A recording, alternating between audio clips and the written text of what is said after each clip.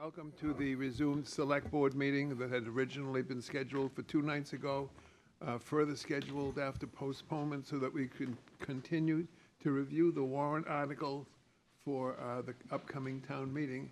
And unless it's not comfortable, Steve, can you continue to be the ringmaster and lead us through where we should be going next? Yes, and I think that's the appropriate term, because everyone else in the room will have the answers tonight. We have a lot of staff here tonight. We made our way through the bylaw proposals and the citizens petitions on night one. Night two will be the typical capital projects, building projects, technology, recurring articles pertaining to our reserves and some of the required votes for our revolving accounts, et cetera. So I thought we would start tonight where we left off at the last meeting. The board discussed a citizens petition related to the exploration and implementation of handheld electronic vote tabulation system for town meeting. There was a question about the ability to amend a citizens petition. I sent an email to the board earlier today summarizing my conversation with the town attorney, but I'll sort of summarize that for those who are in attendance or watching. The question is whether a citizen's petition can be amended, and the qualified answer is yes, but it has to be done on the floor of town meeting, and it has to be done within the scope of the actual article. It goes without saying that what is in or out of the scope of an article is really a case-by-case examination based on the substance of the article. A good example of an article where the scope would be outside is, if you rewind 20 years ago, if there was a citizen's petition to have established, for example, adult entertainment zones in Danvers, and a citizen's petition identified the Route 1 corridor as a location for that, an amendment on the floor of town meeting to add the downtown to that article would be outside of the scope, because that is not what the petitioners signed when they were asked to consider signing the petition. The specific question at the last meeting was whether an amendment to strike certain language from this article, specifically the words adopt, procure, and implement, would be permissive on the floor of town meeting. The answer is yes. And whether the appropriation could be stricken as well. And the answer is yes. So in the email today, after discussing with council, I sort of laid out 3 scenarios, 2 of which are quite similar. The first would be to recommend this forward favorably, subject to striking the language that the board was seeking to take out on the floor, and that amendment could be made by a board member at town meeting, because the board members are town meeting members. But essentially to remove a portion of the first sentence saying adopt, procure, and implement. So essentially it would say the town will explore the use of the system, and then striking all the language after the first sentence pertaining to the appropriation itself. Logic being that a recommendation would come back after that exploration was done, and that recommendation would most likely have a dollar amount attached to it. Alternatively, the board could recommend unfavorably, and one option it would have would be to refer this topic to the town manager / town meeting act review committee that is contemplated in Article 7, which the board voted affirmatively on Tuesday. The third would be to recommend unfavorably, and then separately direct staff to conduct the same examination. All 3 of those recommendations are based on the premise that the board wants to find a way to move this forward favorably. Obviously, forwarding it unfavorably with no conditions attached is also an option that the board has. That being said, Steve, what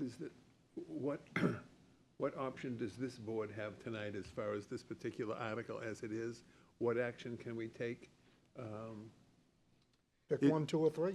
Well, and so one is to advance it with an unfavorable recommendation if the board doesn't support pursuing this. The second would be to recommend it favorably, subject to specific amendments that could be made on the floor of town meeting to make it advisory rather than an appropriation article that would mandate the implementation of something that is going to require research and probably amendments to other bylaws.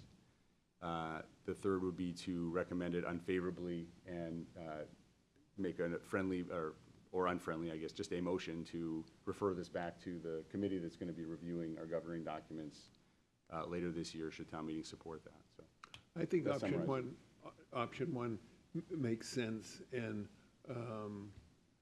seems as though it's something that should be looked into, and if we can take the rest of the cumbersome language out of there, I think favorable under those conditions. Would you like me to read what the amended article would Thank be? you, Steve, yeah. So it would be Article 39, handheld electronic vote tabulation for town meeting, to see if the town will vote to explore the use of a handheld electronic vote tabulation system for the town meeting. Plain and simple. Can we vote on that tonight? Yes. That's the board, it's up to the board. If there's a, could we have some discussion on that, please? Sure. Matt? Thank you, Mr. Chairman. So just to qualify, what you just said. Can you that- speak right?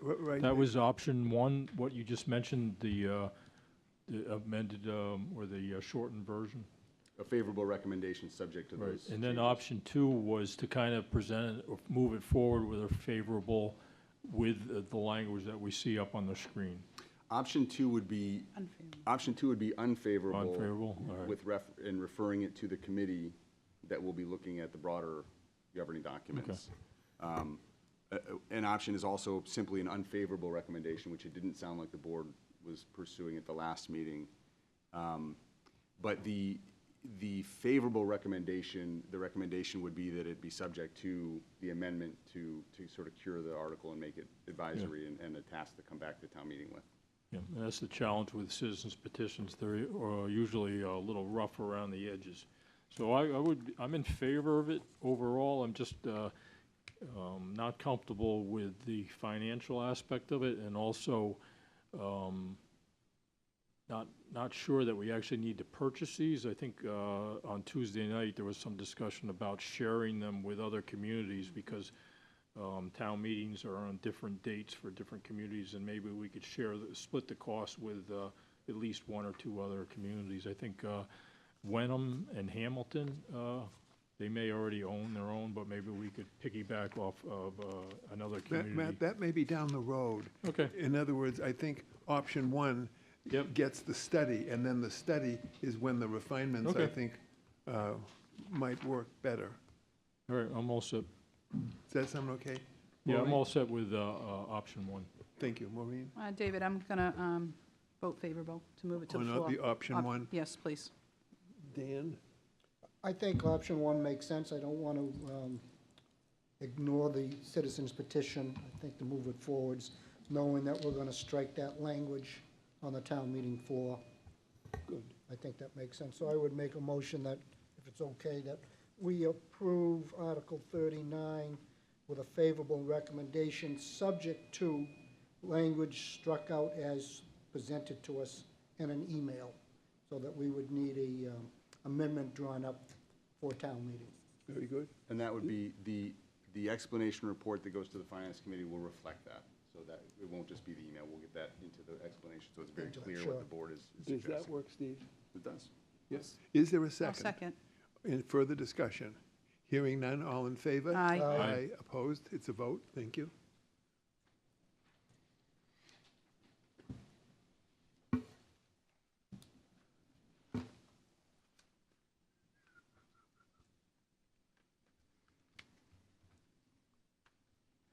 And with that, we're into the nuts and bolts of the warrant. Article 1, this appears every year. We're still working with staff to finalize the list, but the election of officers article gets prepared in advance of the town meeting and is circulated typically around the time that we meet with finance. Mr. Chairman, do you want to vote in each one as we go forwards, or hear everything, pull stuff out we want to Well, discuss? on Article 1, is there anything to vote on tonight? We have to approve it moving forwards, Move forward, the favorable. waiting for 6 officers to be identified? More than 6. There are usually several many. river committee members and Sure, 2 of okay. certain. Is there a motion then on Article 1? I'll make a motion that we approve Article 1, elections of officers favorably. Second. Thank you. Here, first, motion and second. Is there discussion on the article? On the motion, rather? Hearing none, All in favor? Aye. All opposed? Thank you. To vote? Article 2, no vote is required. This was the article that we spent 9 hours on Saturday, March 16th. So a full day's effort for a single bullet on the PowerPoint, but we are all set there. Article 3, the electric division budget. Rodney, remind me, is this the vote tonight? So the electric budget is included in the warrant for town meeting review. The light board votes its calendar year budget statutorily. The chair, Bill Hayes, is in the audience tonight. We did have a chance to review the electric budget as part of the March 16th budget review and ask questions of staff, but the vote tonight is to include that in the warrant for town meeting. Is there discussion, members of the board, on Article 3? I have a comment, if I may, Thank you. Please. directed to the electric board. Is that what you call yourself, Bill? Yes. That's what I thought, thank you. Yes, thank you. Glad you're here with us tonight. You may, if you, yeah, introduce yourself to the folks at home. You think nobody knows you? I must admit I did. My name is Bill Hayes. I'm about a 23-year resident of Danvers. This is my 7th year serving on the Light Board, Danvers Municipal Light Board, and it's my 5th year as chair of the Light Board. So you're doing a great job. We don't lose our power. That's terrific. Yes, Thank you. yeah, we see what's happened in Maine. Of course, they had a lot more snow than A we lot did. of places, yes. But our utilities team does an amazing job. So I would make a comment. I know that you take a lot of effort and thought when you raise the rates. Yes, As the select board, I would appreciate, as a member, of being informed that you've done it or you're gonna do it. I know Okay. Mr. Lane puts it out in the newspaper and it's all here and there, but I think this board should get an official notice from you when you're making changes that affect our ratepayers. okay. I think that's a very reasonable request. We can absolutely do that moving forward. That way we know what's going on.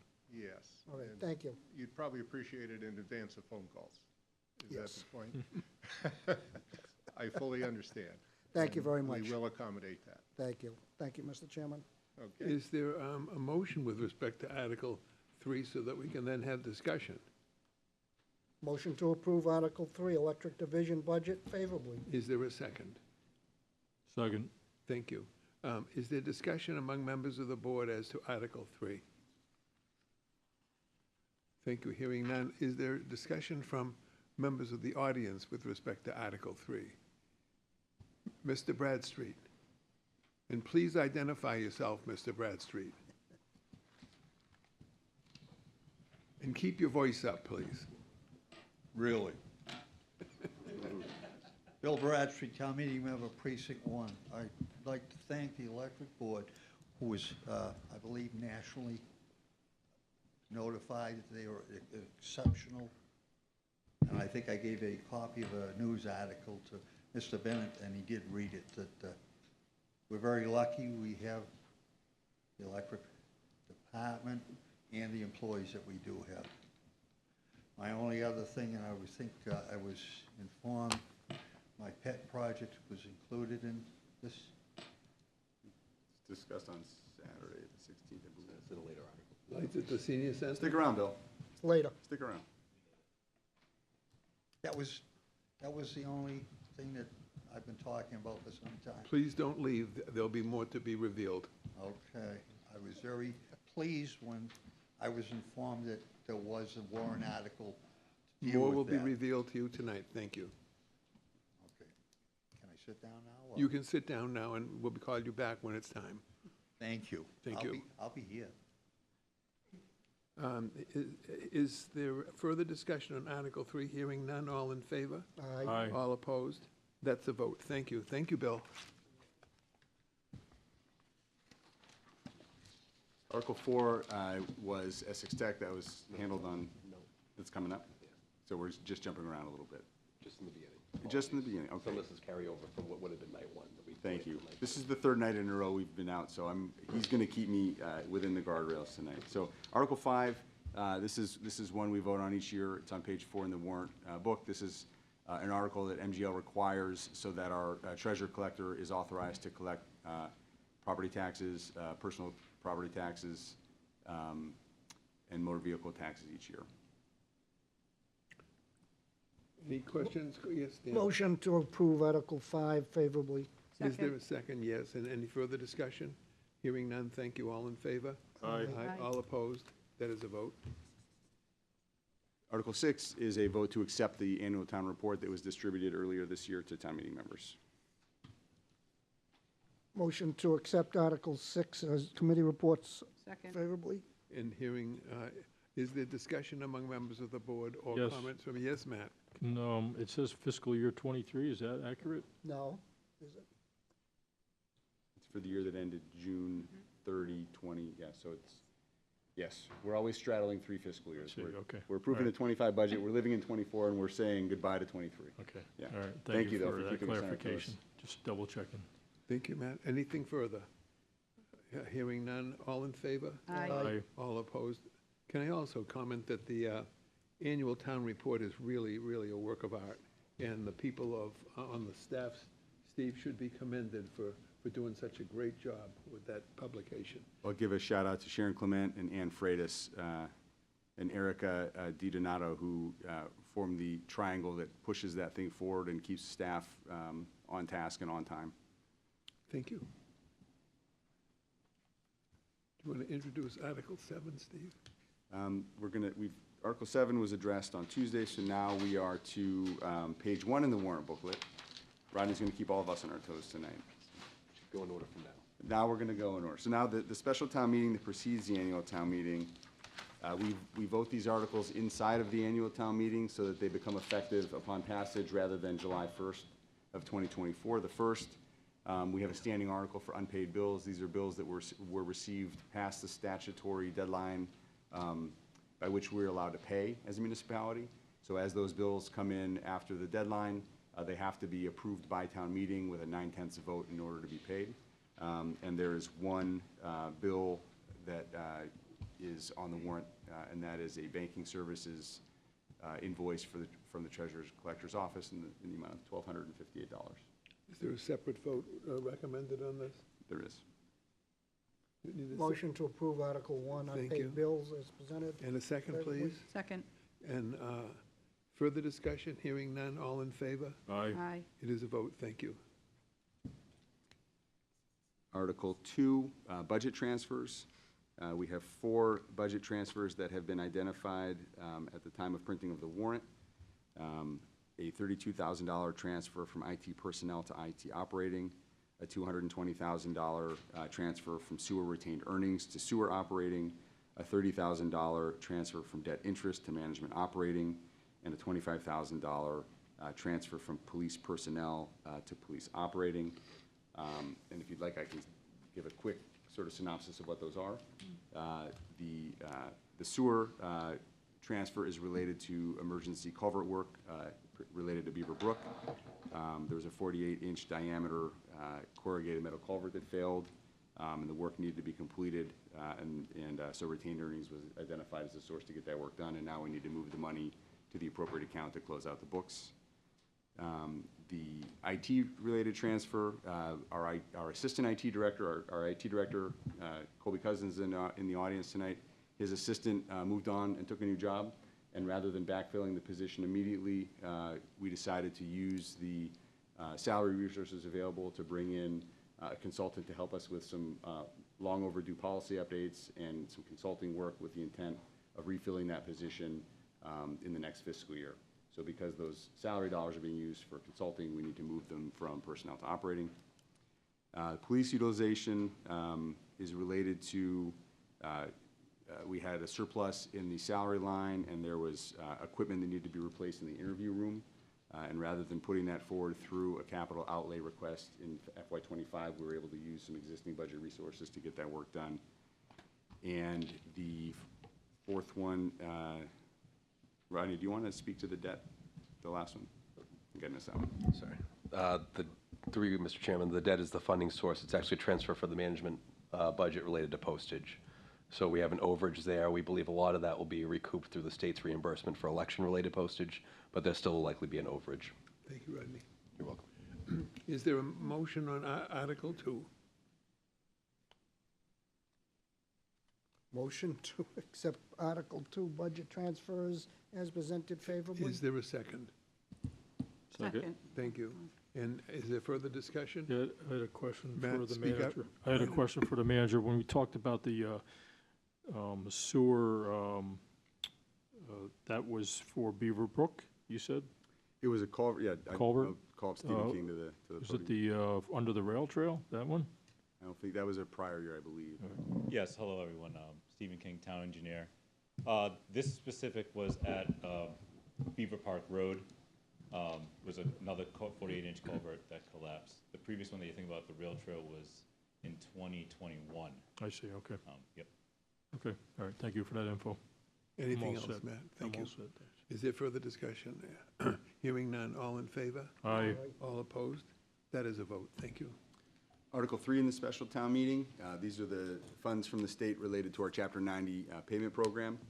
There are two appropriations here totaling $1.27 million. The first is our typical proportion of the $200 million bond bill that the state issues every year. That's $872,000.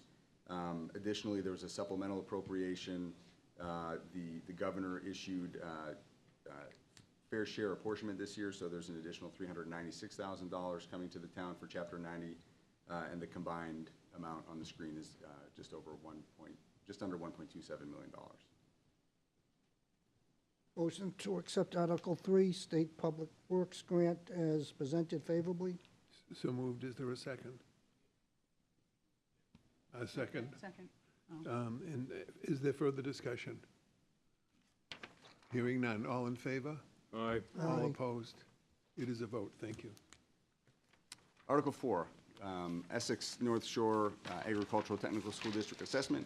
We had a presentation from the superintendent and the representative on Saturday the 16th, and that budget appears as a warrant article, so a vote is required to move that forward to town meeting.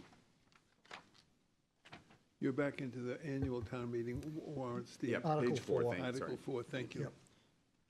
Make a motion that we approve Article 4, Essex North Shore Agricultural Technical School District Assessment favorably. Thank you. Is I'll there a- second it. There is a second. Discussion on the motion, please. Yeah, I have a question for the town manager. So we're obligated to pay this. It's not option, right? That is- We're just going through the motions of Yeah, Mandatory. the bylaws governing the school state that if 1/3 of the weighted community votes are against the budget fails.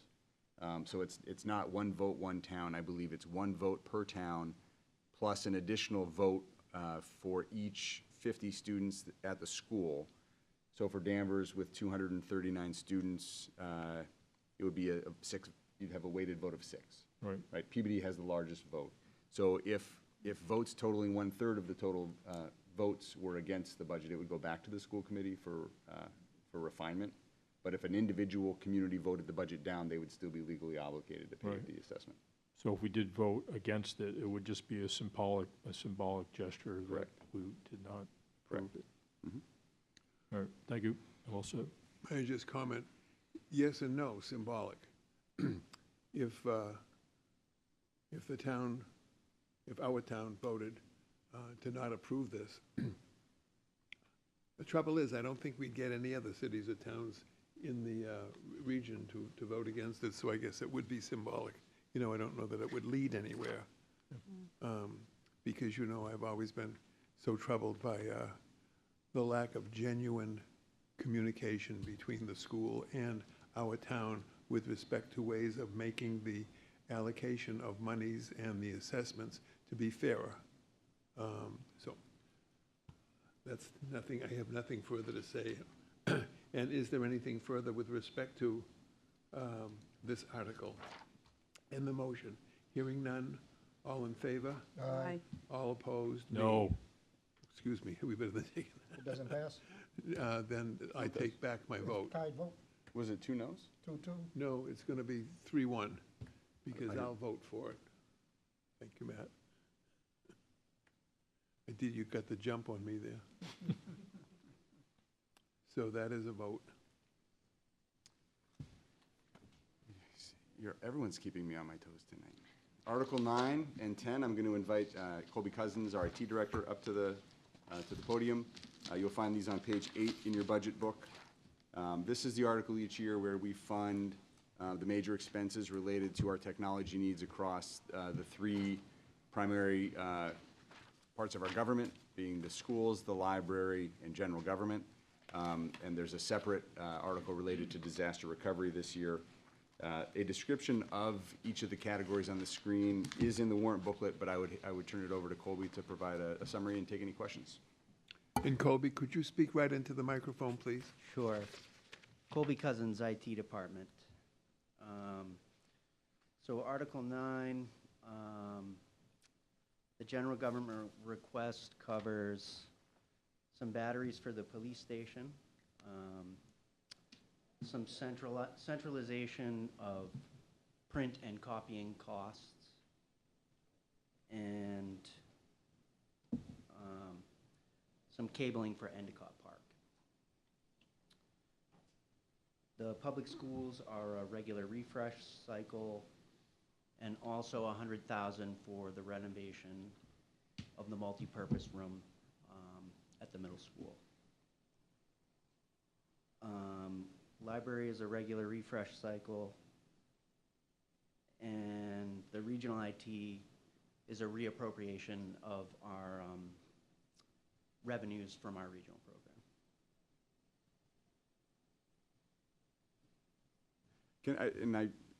I'm going to offer a little more than that on the regional piece. So the reappropriation, the town in our free cash certification this year, we have $150,000 or so of revenue that was generated through our regional partnerships, and that's being reappropriated out now for regional IT-related work, which was part of the intent when we signed the agreements with the 7 partner communities. And a to-do that is still on our list at some point is to sit with the Division of Local Services to try to figure out a smoother mechanism to finance this, because it is unique. It's not we initially thought that the revolving funds would be an appropriate way to do this, but that doesn't work with an MGL.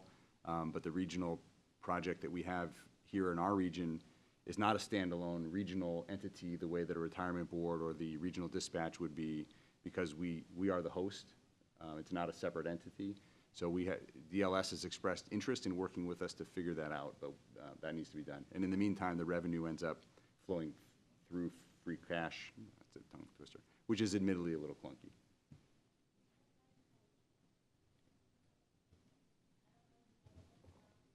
Where are we? I think, are there questions on the Do we technology have- plan? So we can discuss. Do we have a motion? I will make a motion that we pass Article 9, technology plan unfavorably. Pass 9 unfavorably. Is there a second?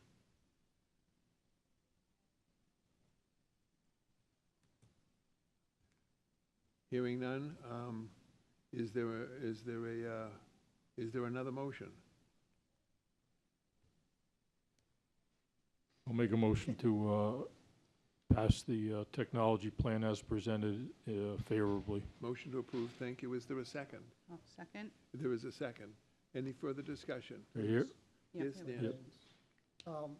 During the budget hearings, we approved some $450,000 from assortment of 10 different departments for what was called software maintenance.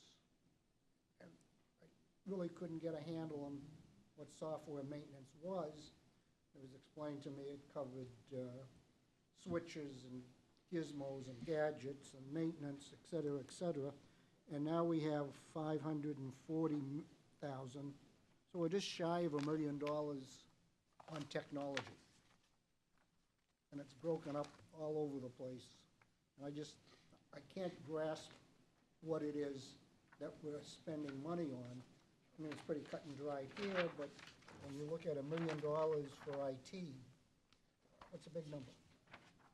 Before Colby talks about some of the components of software maintenance, Steve, would you speak into the microphone? yep, I'm please? flipping through my budget for just a second.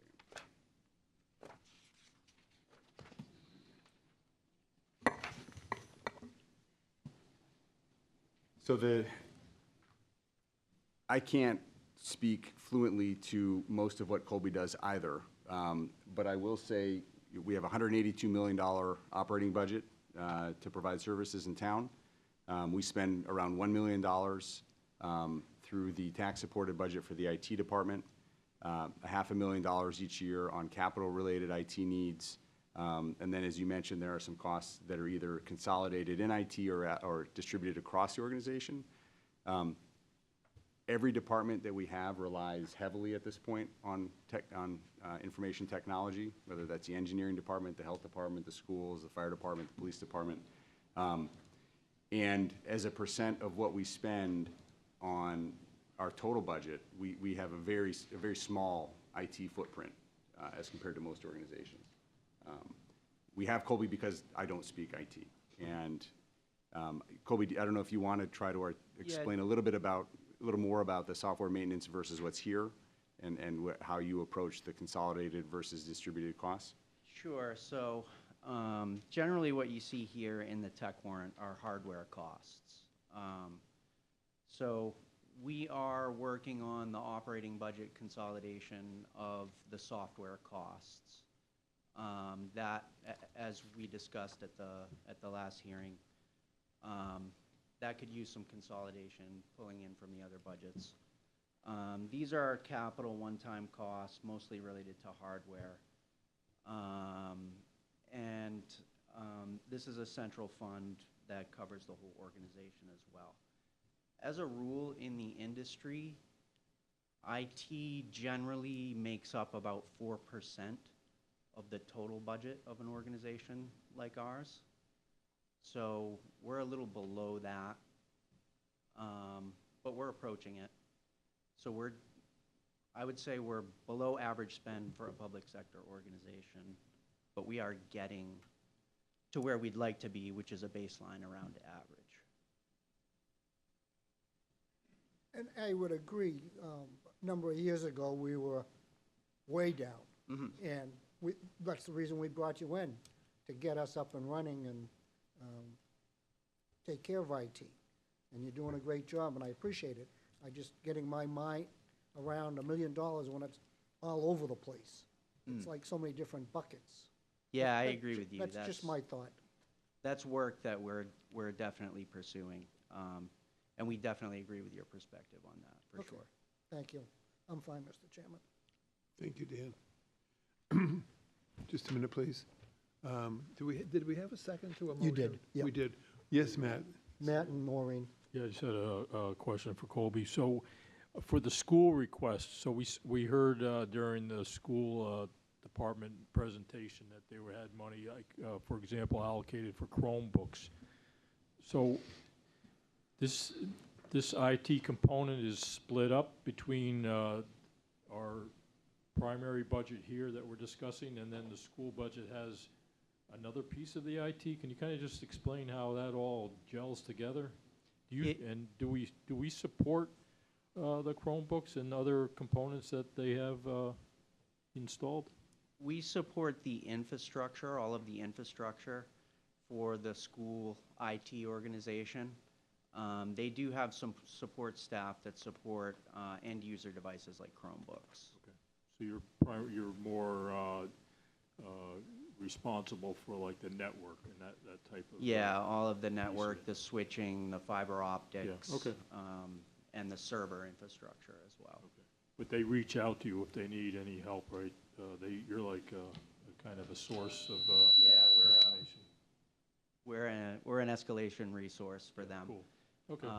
And we've been consolidating a lot of services. Like, I'll give you an example. We used to have about 6 internet connections around town, and we've been able to consolidate that down to one really robust internet connection at 2 boroughs and one really robust internet connection at the high school. So we've maintained redundancy, but we've been able to consolidate by working together with the schools too. Okay, cool.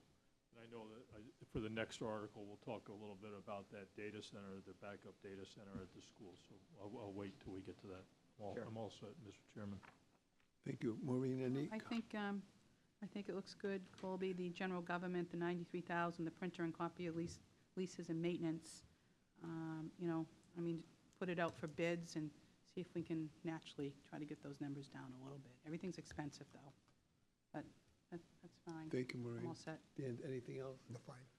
I'd like to just make a couple, yeah, and I'll be right over. I think Matt's in the business of this computer stuff, I'm not sure. I think that Gardner does a lot of computer stuff. I don't do computer stuff. And I think what the taxpayers are really looking for is a sense that we are not wasting resource, wasting personnel, wasting time, because I just don't have a sense of confidence that we are managing all of the costs and all of the services in a way that makes me feel comfortable. I'm not criticizing you. I'm just saying it doesn't feel organized and efficient.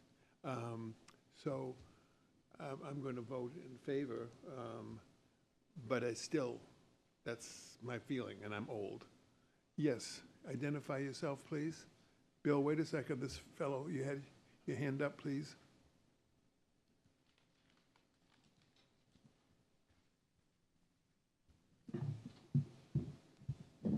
Just going to go ahead and adjust the microphone before I'm scolded.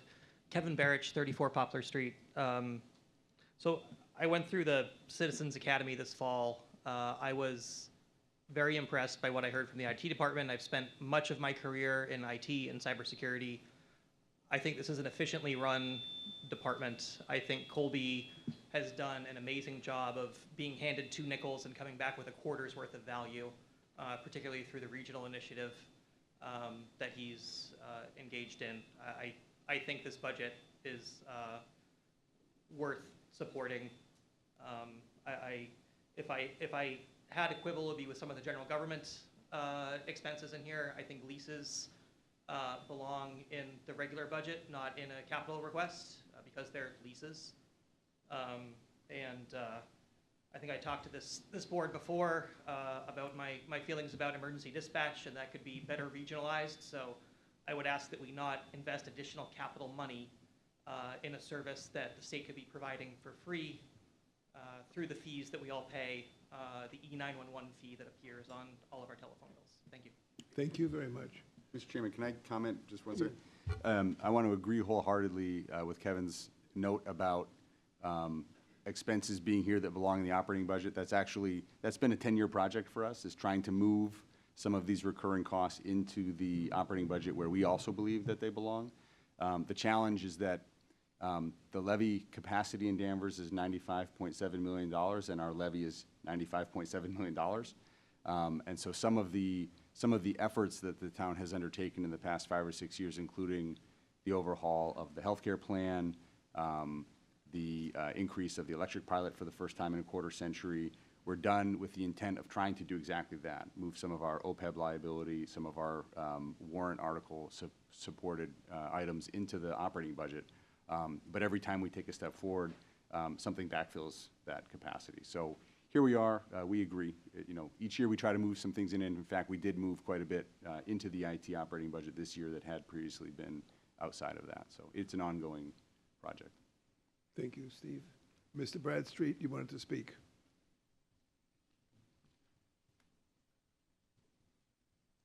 Again, Bill Bradstreet, Town Meeting Member, Precinct 1. Just a comment. I want to thank Colby for the tough job that he has. I'm not a computer person. He is, so I'm very thankful that he is working for us. Thank you. Thank you, Bill.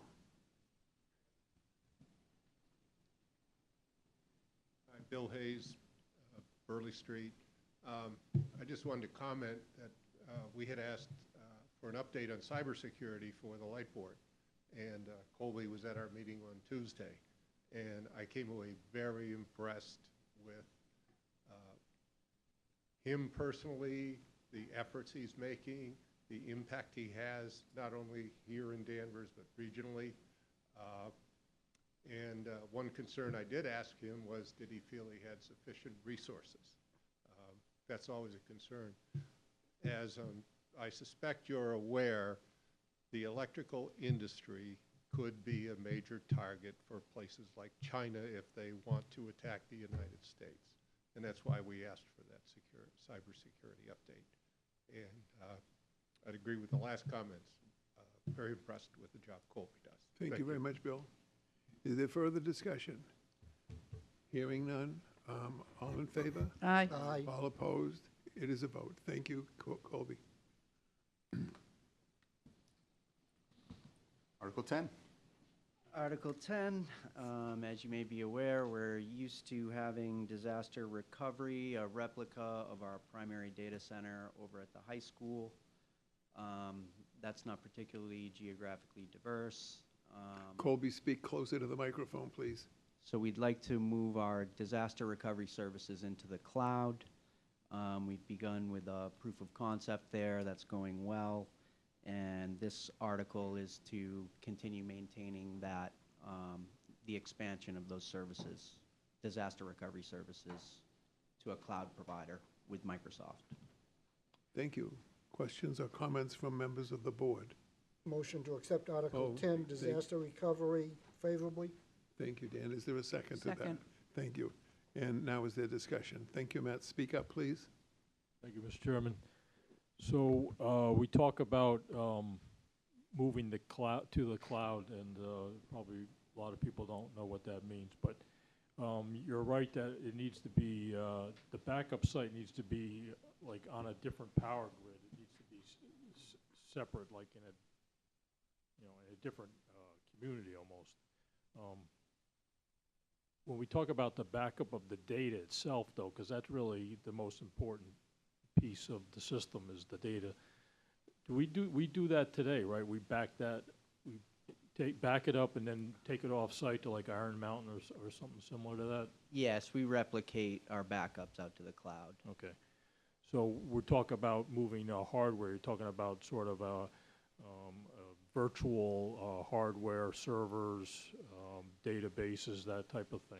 Yeah, so that would be an environment that's a replica of our production environment that we could flip the switch and turn on and operate as our production environment if something happened physically to the data center here in Danvers. So if the primary production data center, which is down the street, if that, say for example, we had a fire or a flood or something along those lines, we could still go to the high school. You'd still have the physical setup there with up-to-date hardware, so you could have your staff actually go there and work on site there? Yeah, that's what we have now, but we're converting that to cloud-based, so they'd be able to work from home and access those resources. They'd be able to work from That's anywhere. great. That sounds less expensive.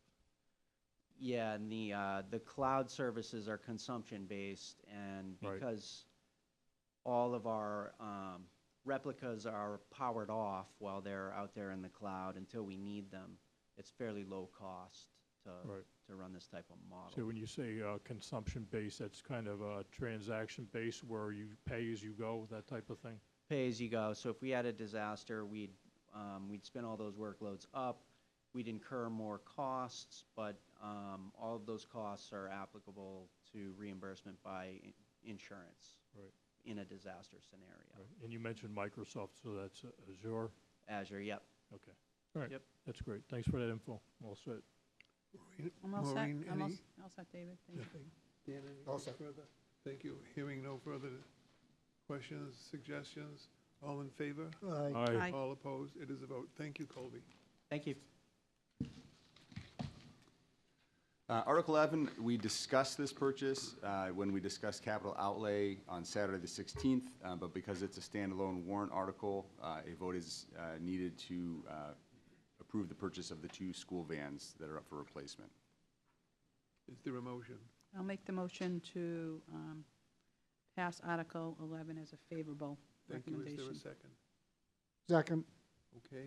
Is there discussion among members of the board? Question? Thank you. Thank you. We're buying 2 vans. In February, we took a vote to change the purchase of 2 vans to 1 bus because the vans weren't readily available. What's made them available now? Through you, Mr. Chairman, I'll defer to Rob Dever, but I would say they're probably still a long lead time, which is why in February we switched to a bus. We want to start the process of the 2 vans now, knowing, again, it's going to be a long lead time. That is true. Rob Dever, Director of Operations, DPW. Rob, speak right into the microphone, please. Rob Dever, Director of Operations for DPW. That is, what Rodney said is exactly true. We had the need for the bus immediate. We weren't getting the 2 vans in time. We're still going to have a significant delay on getting those. They're 7D vans. They require Explain that. That was my next question. They're the ones with the lights on it. You have to have the school bus driver's license to drive one of them. They have different seats in them in case of an accident, so people can get in and out of them easier. So they're set up just a little bit different than a normal van. So not similar to the vans the senior center uses for transportation? No, they're not. Okay, So thank you. Thank you, Dan. Any further questions or comments? Matt, speak right up. Just a little bit more for the vans. Are they handicapped accessible? Can they use, can you have someone in a wheelchair use the van? we actually have one van, a handicap accessible van. We have Okay. a van for wheelchairs. Okay. This is not one of them. These 2 are not one of them. All right. And then at our Saturday budget review, we talked about special ed and providing transportation to students that had to go out of district. Are these vans used solely in town, or do they provide that service where they go out on the I believe they highway? provide that service, but that would be a better question for the school Yeah. department on how they utilize them. Yeah, so that's a lot of miles to be driving the vans up and down the highways, so that's probably, do we have an estimate of what the typical life span is for these vehicles? I believe we've been getting roughly 10 years out of them. 10 years, that's pretty good. So, Okay. And then, to be honest, and what we have recently done is that the cost of moving teams and bands and debate teams has been very expensive on renting.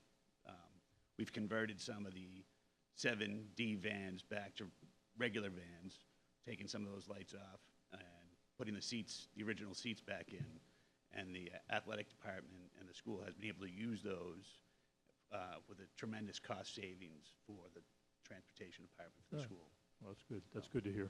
All right, thanks for the info. I'm all Thank you, set. Matt. Maureen? I'm all set, David, thank you. Thank you, Dan. Anything All set? further? Hearing no further. Yes, Mr. Bradstreet?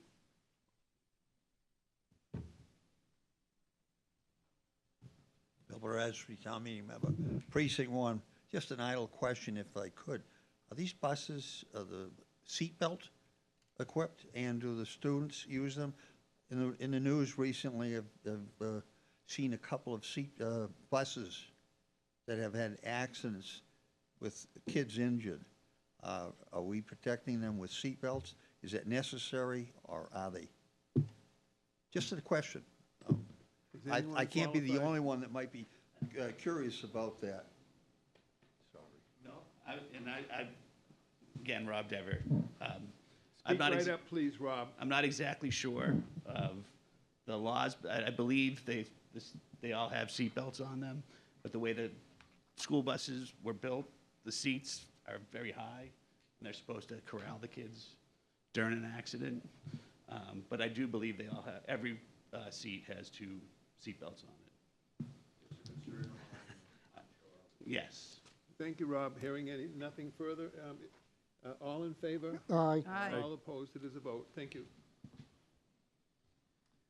Article 12 is the appropriation that supplements the Chapter 90 funds that were voted on a little while ago. The Chapter 90 funds are state funds used for state roads. We supplement that appropriation with a small appropriation that we use for things like crack sealing and ADA improvements and parking lot improvements, and that is what is before you here.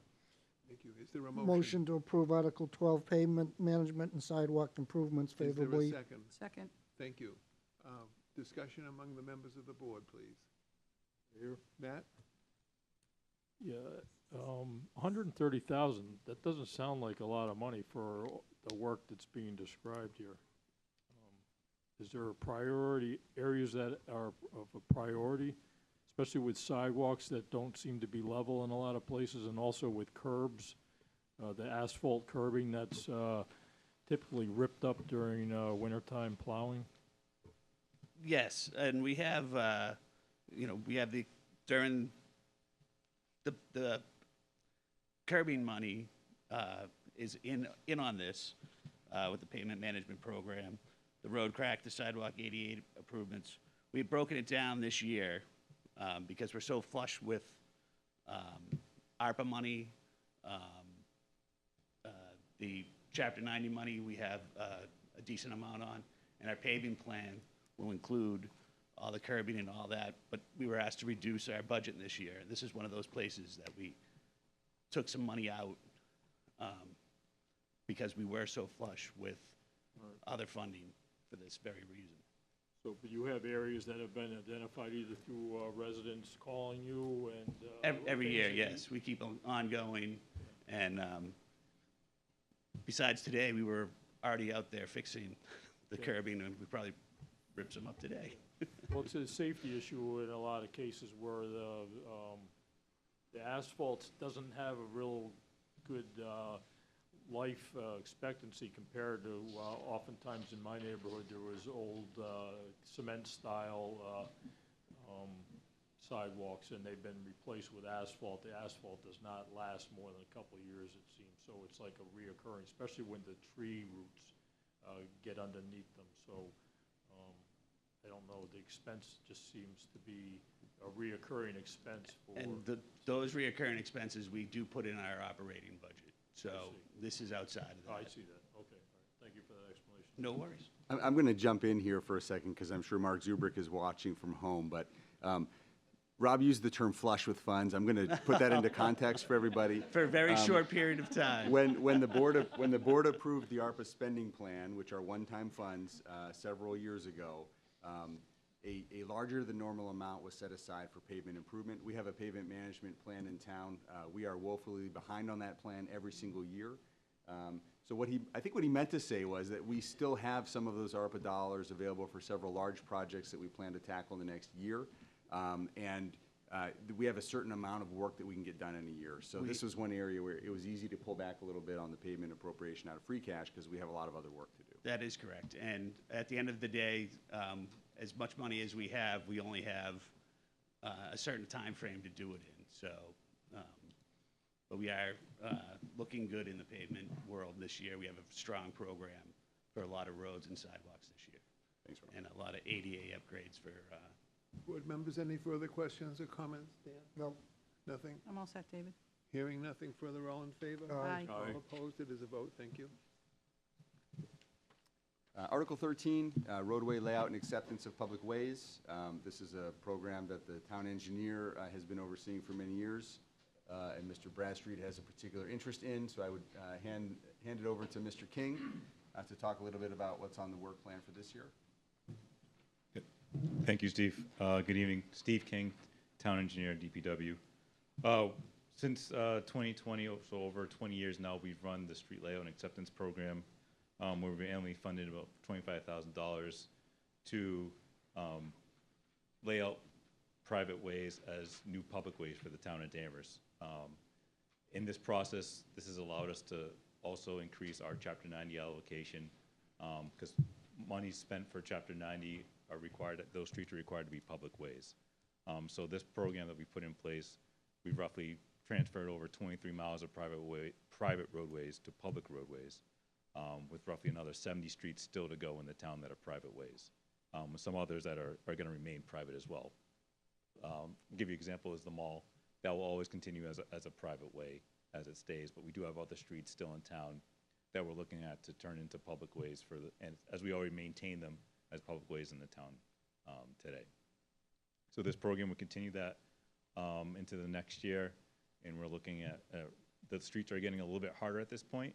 I think we started with some few easy ones. They're easy subdivisions that were under the subdivision control law, but now we're moving into a little bit tougher streets where we really have to do a very intensive survey process to make sure that there's no conflicts with us potentially taking over away and having a conflict with any of the butters or current homeowners. Thank you, Steve. If you'd stay there, please. Members of the board, Dan? Thank you.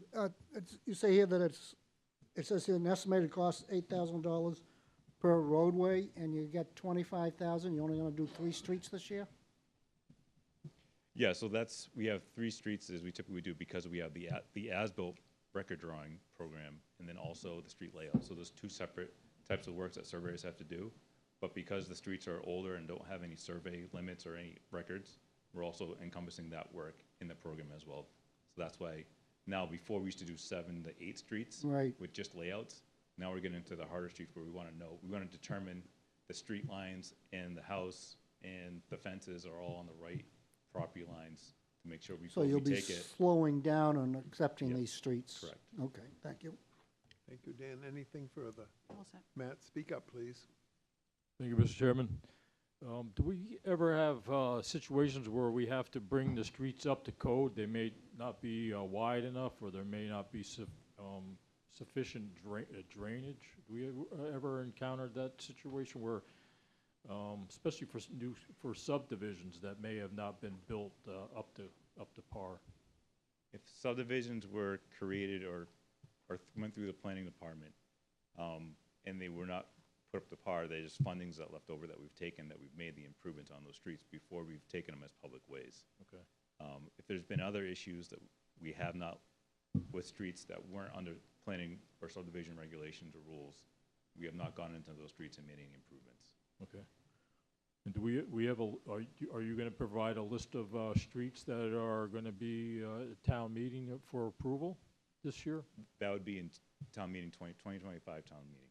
Okay, so not this coming Not this year. town meeting, correct. Yeah. And just one last question. Has town meeting ever declined to accept a road during your time with this process? Town meeting has not declined the road in my process or my predecessor, Rick Rogers' process. Okay. And to comment, this board has not refused any that he's brought before us either. Well, I have one in mind, but I'm not going to mention it right now. Thank you for your info. Appreciate it. You're welcome. Anything further for Mr. King? Thank you, Steve. Motion Mr. to- Bradstreet, did you have something? If you would, please.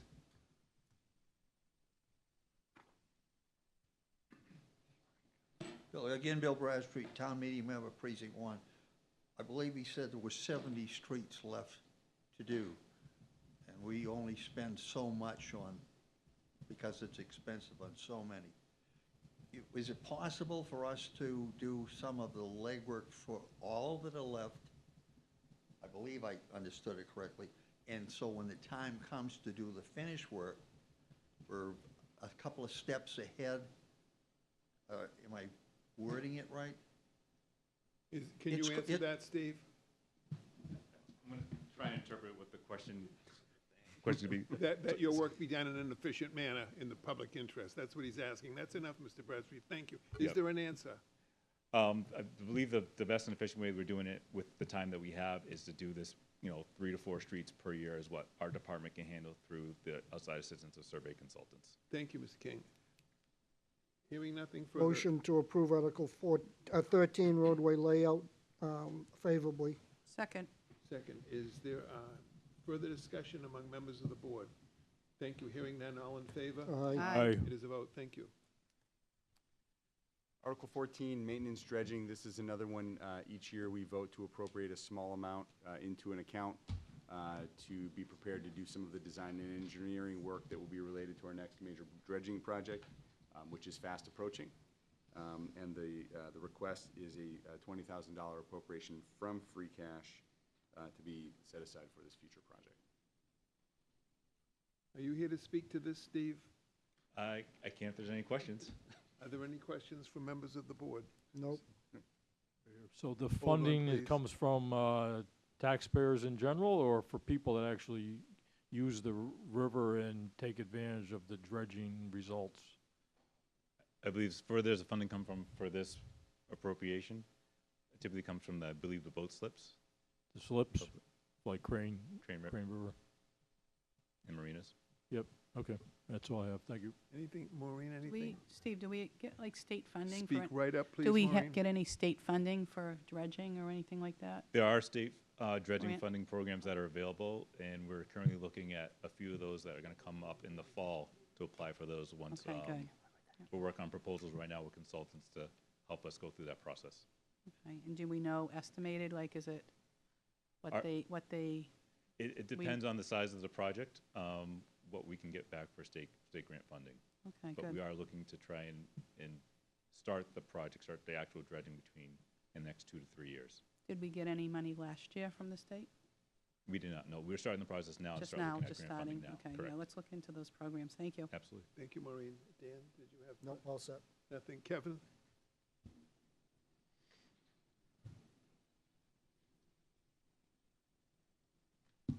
Kevin Barrich, I still live on Poplar Street. So my question is along the same lines as Mr. Duggan's question, Mr. Chairman. So the town meeting created a revolving fund for this purpose. Slip fees are supposed to go into that revolving fund. So any amount that you're appropriating should be from free cash, right? The revolving fund already has that money in it from the slip fees, because that's the purpose of that fund that the town meeting set up, yeah? Through you, Mr. Chairman, just to clarify, that's correct. This is specifically free cash appropriation towards a future dredging project. The ongoing maintenance, half of slip fees goes into the revolving fund for ongoing operations. Thank you, Rodney. So If I may, so there will be a debt service. We'll be issuing debt to do this project. In 2008, it was a $2.1 million project. We did 2 of the 4 rivers. We're slated to do all 4 of the rivers next time. And as you can imagine, it won't simply be doubling that $2.1 million. It was 16 years ago that it was $2.1 million. A portion of it will be offset through grants. I don't have the numbers with me tonight, but we certainly, we receive, do you want to, we have our recreation director, Dave Mountain, here, and he certainly was involved with that project. David, identify yourself, David Mountain, please, and keep Recreation your voice Director. up. David Mountain, Recreation Director. So this warrant that we're accumulating, I believe will give us a total of $200,000. It was 180, so last time. No, it wasn't, not, sorry to correct you. Okay. It's 120, so this 20 will make it 140. Okay, make that 140, sorry, I had missed numbers. So that's the standalone revolving warrant articles, but then there's a Waterways Improvement Fund, of which we collect slip fees for, and that goes dedicated towards dredging. We'll be asking for an approval to spend up to $100,000 out of that as well. And that is all for permitting, designing, and engineering, to put us in a place to apply for state grants for a future dredging project. Approximately 4 years from now, that would put us on a 20-year cycle. And as Steve said, it would be all 4 rivers versus the 2 rivers. Last time it was maintenance dredging. This will actually be dredging. Satisfied? Your answer, is that okay? Good, thank you. Motion to accept Article 14, maintenance dredging favorably. Is there a second? Second. Thank you. Further discussion? Hearing none, all in favor? Aye. All opposed, it is a vote. Thank you.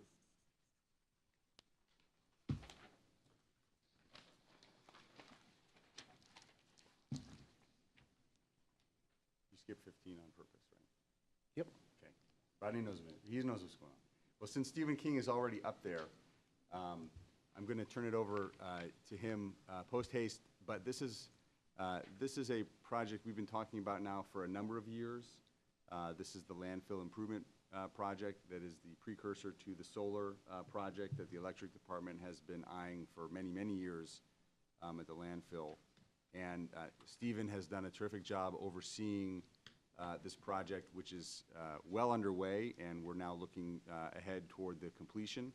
And it's a fairly complicated article that is before the board tonight, so I'd like to turn it over to Stephen to kind of summarize where we are, and then we'd be happy to talk through some of the questions and logistics. Thank you, Steve. Thank you.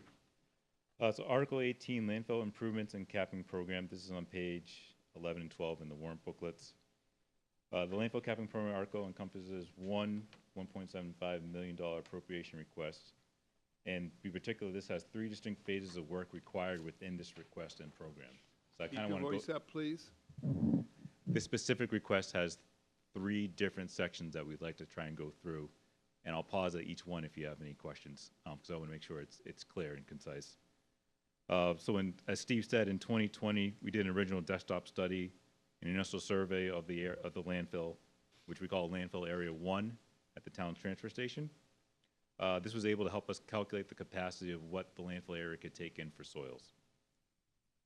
Recently, a survey we completed confirmed that the soils we have been bringing in are more dense than we originally calculated. So that means the soils are bringing in are denser, they're compacting more, creating more of a void and volume that we can fill in. Because of this, we are able to bring in more soils than we originally expected, which is a good thing. In order to continue that, we had to request an extension of our administrative consent order through Mass DEP to continue the project for another year in order to bring in more soils, to bring us to the full cap prior to us putting in the landfill solar array. So this is on Appendix B as well, if you're looking for the actual area. We're also, as part of this project, also requesting a land taking or an easement for an area where we're housing the new scale that we put in for the project. The scale that was at the existing transfer station was a 60-foot scale. It wasn't large enough for the trailers that were bringing in the fill material. So we had to get a 70-foot scale and put it off, literally across. If you've been to the transfer station, it's right across from the existing trail station. And that one's specifically just for the trailers that are bringing the soils in for our project. In that survey that we did prior to us setting the scale and the trailer house just for the project, we determined that the grass area, so as soon as you turn in, there's a small grass area on the right that is actually owned by the property owners of Arch Meadow.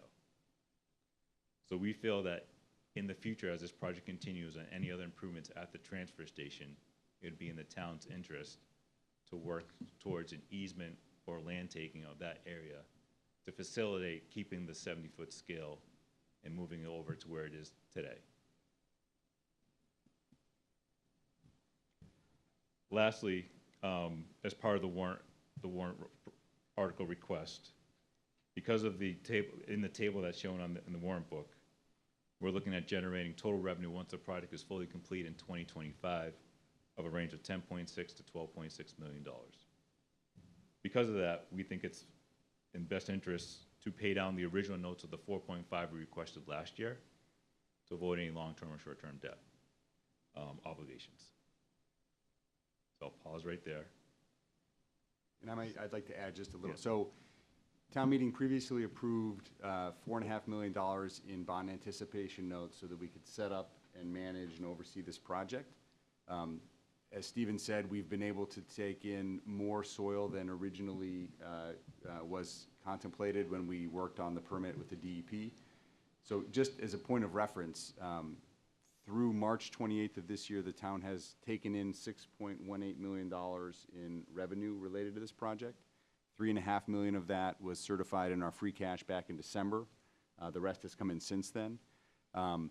So the financial request tonight, we're requesting that a total of $6.25 million be appropriated from our $12.2 million free cash certification this year to fully pay off the bond anticipation notes and to fund the remainder of the project. What Stephen alluded to is that based on projections where we sit today, we've taken in $6.2 million. Conservatively, we're probably looking at another $4.5 to $6.5 million in revenue related to the completion and closure of this project. The revenue that is generated from this point forward will flow to free cash. And what we started discussing several years ago is that the monies generated beyond the project closeout certainly will be subject to town meeting appropriation, but could be used to replenish the debt service fund, which could be used for the DPW project that we've been working through the feasibility on. Member Bernard was involved with the early stages of that feasibility study. But the request is essentially to pay off all of the existing and future costs of this project. And importantly, we've collected within $70,000 of that amount as of today. Thank you, Steve. Questions from members of the board? Yes, please, Matt. Two questions, Mr. King. First, about the scales and then the soil itself. So the scale that's next to the scale house, the one that most people drive over when they come into the site and where most trash trucks are weighed there, that's for general use. There's another scale that's parallel to that, just a few feet away, I guess to the right as you go in. Is that the scale that we're talking about and that would need an easement? That's correct, yep. Okay. So I was under the impression that that scale that's dedicated for the fill, that was only going to be temporary. We would need an easement for a permanent easement for that second scale? In the future, if we're going to make any improvements to the transfer station, we get a larger scale, that's where we're going to have to house it. So that's why we're looking to acquire that land, either through an easement to operate on that land or acquire it itself. And that would, but yes, that's solely isolated to just the project today, the landfill project. And then this abutter, they're aware that this is a possibility that the town would want to take that, do a taking? Currently, right now, we're renting the land from the abutter. And it's not really being used, right? Isn't it kind of like it's vegetation in that area? Yeah, it could be if you're driving into the transfer station, as you see where their fence line is versus where the open area is, it could lead you to believe that it's part of the transfer station, but realistically, it's not. And so I think that's the magic of fences. Yes, as a fence viewer, yep. Okay, so that's good. And then the current, that secondary scale, it's not long enough. It sounds like you wanted to put a new scale in that's, 70 feet long? The scale that we have for the soil project is 70 feet long. Okay. The existing scale that we had for the trash trucks and normal residential use, that's a smaller scale. Right. Because of the size of the trailers, we won't be able to weigh them efficiently on the existing scale, so we had to get a new scale for that project. Okay. And for the area that you've designated for the solar arrays, the area that's being capped now, once that's completed, you'll still be able to accept additional soil for other areas, or is that the end of it? That would be the end of the project. Okay. That's what we're committed for. Because it sounds pretty good that you're making revenue. We could kind of just go on indefinitely, maybe make a mountain, a ski area or something. All right. And then just about the soil. So do we perform regular testing to make sure, because before we started this project, we contemplated we want to bring in contaminated soil and make more money, or we just wanted clean soil. So we decided we just want clean soil on that site. So do we test to make sure that we're getting clean soil each and every time? So I think just to classify the different type of soils, I don't want to say they're clean soils. We call them impacted versus non-impacted soils. So there are certain levels, obviously less than what's dangerous to human health for those soils that are going into the landfill versus materials that we would have pulled out of Brown Pond and Crease and Cook, what they're talking about. So these soils they're tested. They have some triggers, but they're below all the thresholds that would allow us to be able to put it in the landfill. Okay. And so we do, between the soil packages we review with our LSP, the LSPs that are used by the contractors who are requesting the soil to be dropped off at our site, and then also monthly inspections that we're required to perform of the soil. There's 3 tiers of levels of defense. If we see something change in its consistency of what they said it was supposed to show up at the site, we make them come back, we test it, it tests hot, we make them pull everything out and bring it back. Okay. So this is Mass DEP required mandatory testing? That's correct. Okay. And it's important that we don't bring contaminated soil in there because there's a residential area in Peabody right there, right next to that. And when in the summertime, when that soil dries out, the wind can blow that soil into that residential area. That introduces a liability for the town. That's correct, and that was part of the whole process of us going through the administrative consent order to open Okay. the landfill. So with that in mind, do we, when we're bringing soil in that type of hot, dry environment, do we spray it down with water on a regular basis? There is there's a dust suppression mitigation. mitigation that we use. Okay, cool. All right, thank you very much. Appreciate it. Thank you, Matt. Maureen? Great questions. I mean, it is an education. And just, me again, it says, Mass DAP recent grant of time. Do we get grants for any of this too? There was no grants for this. No grants, but the revenue's nice. Yes. You know, that's good. It's too bad that we can't continue it. And then, would you say the project's gonna finish in calendar year 2025? That's correct, yeah. Estimated? So our original permit approval was for us to stop the filling operations by the end of July 2024, and then start the capping process from July 2024 to January 2025. Now we're extending that out a full year. So now we get to continue until July 2025 with filling, and then start the capping program after that. That's good. And I like paying down the bond note. That's good. Excellent. That's it, David. Thank you, Maureen. Thank you. All set. Dan, anything? No. Any further questions, Mr. Bradstreet?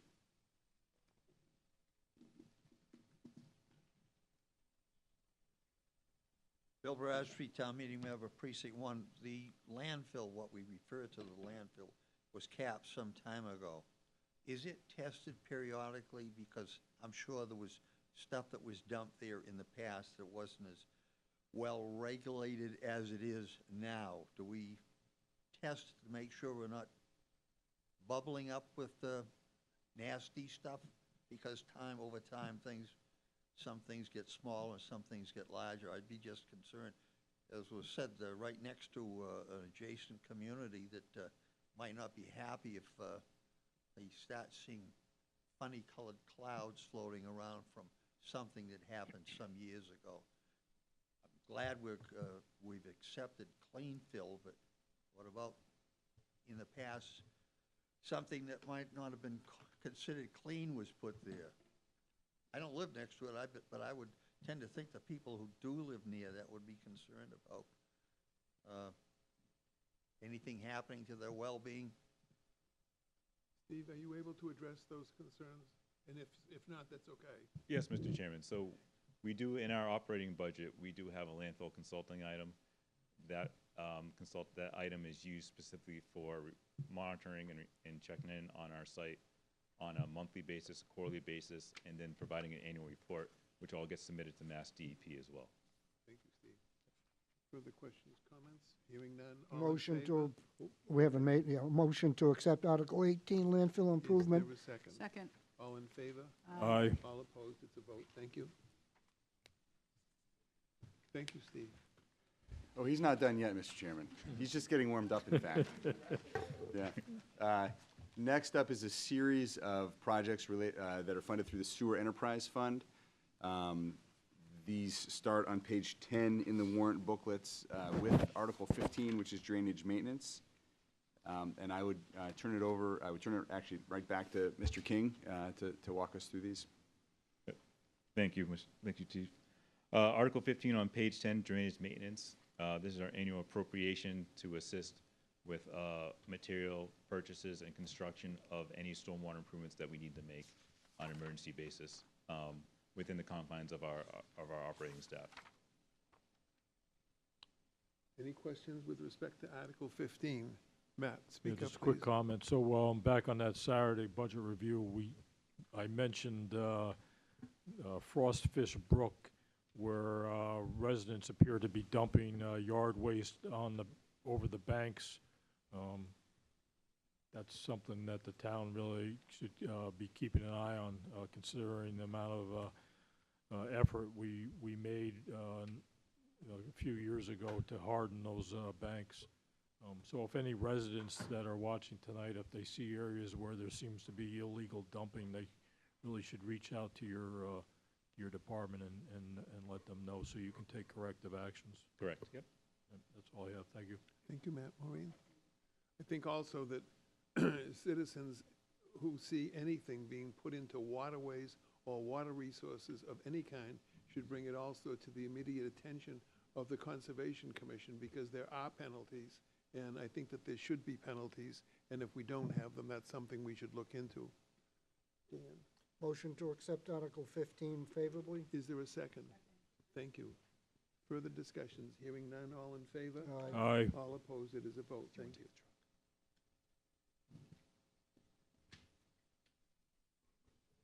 I'm gonna let our operations director take Article 16.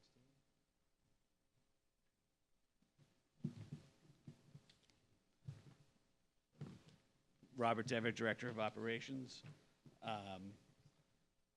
Article 16, the high-pressure flushing and vacuum truck replacement. We're looking to replace the Vector truck that we have now. Actually, David, do you actually know the year of it?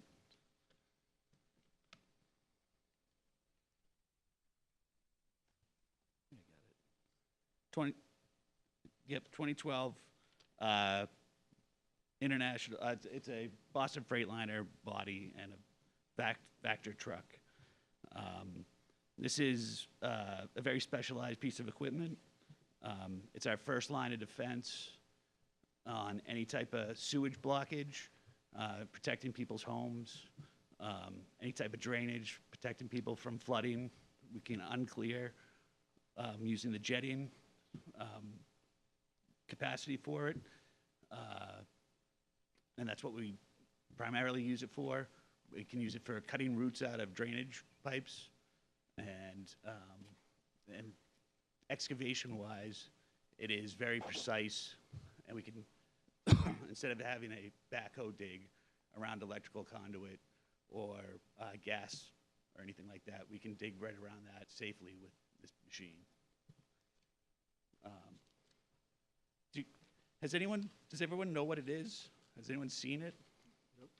It takes up a lot of space in the streets when you're trying to get by. It certainly does. In fact, on the 9th, we have a specialty training being put on by Essex County Highway down in Gloucester to try to help set it up in a very safe way and still be able to use it in a very efficient way. And that we're doing that with a bunch of communities around here. For Thank you. safety Please stay training. there, Rob. Is there a motion before we have discussion? Yeah, motion to accept favorably. Is there a second? I'll second it. Discussion then, and Rob, if you'll stay there. Certainly. Questions? Let Ms. Bernard go first. It certainly is. It's a very highly technical, it's probably more technical than, to be honest with you, than a fire truck. And what happens, I mean, service-wise, I mean, you know, does it take a certain driver with a certain class to drive that truck too? Yeah, it's a Class B license Yeah. to drive it. And then we have to get everybody up and running and training on it. And it's kind of like a backhoe operator. Some people are naturally very good at it. Some people have a hard time with it. We learn, and we keep the training going. And we try to get as many people trained well on it. And the stuff we can fix in-house, we do. We do all the preventive maintenance, changing the oils, brakes, all of that stuff.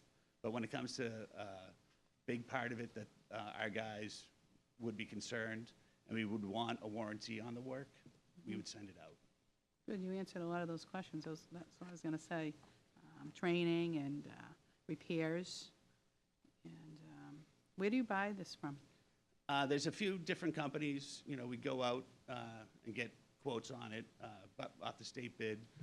CN Wood is one of them. They're the most local, and it's kind of nice because they're also very close if we do, in fact, have to get it worked on. And we can get parts very quickly from them. Okay, great. Nope, that's it, David. Thank you, Maureen.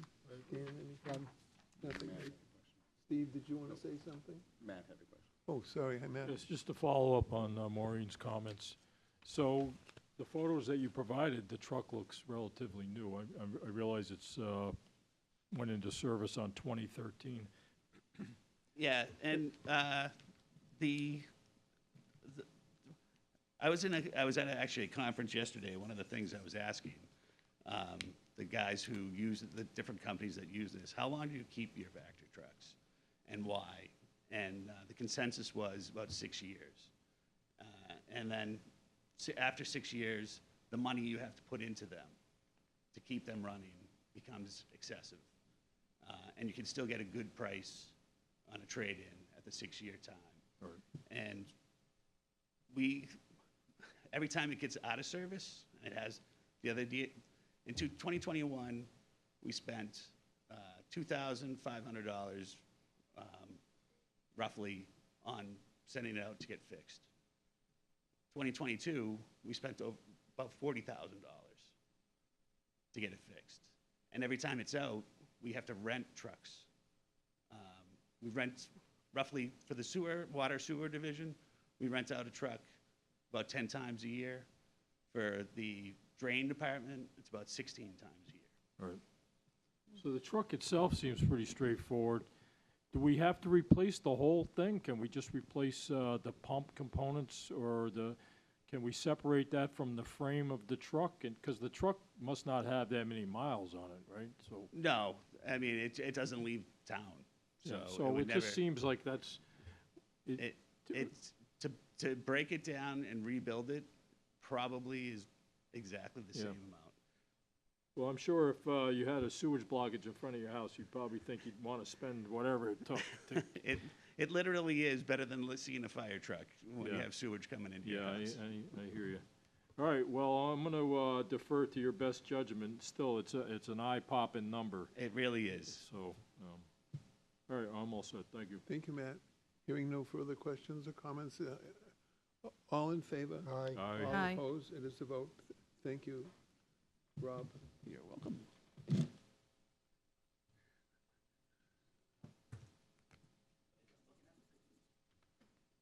Right here.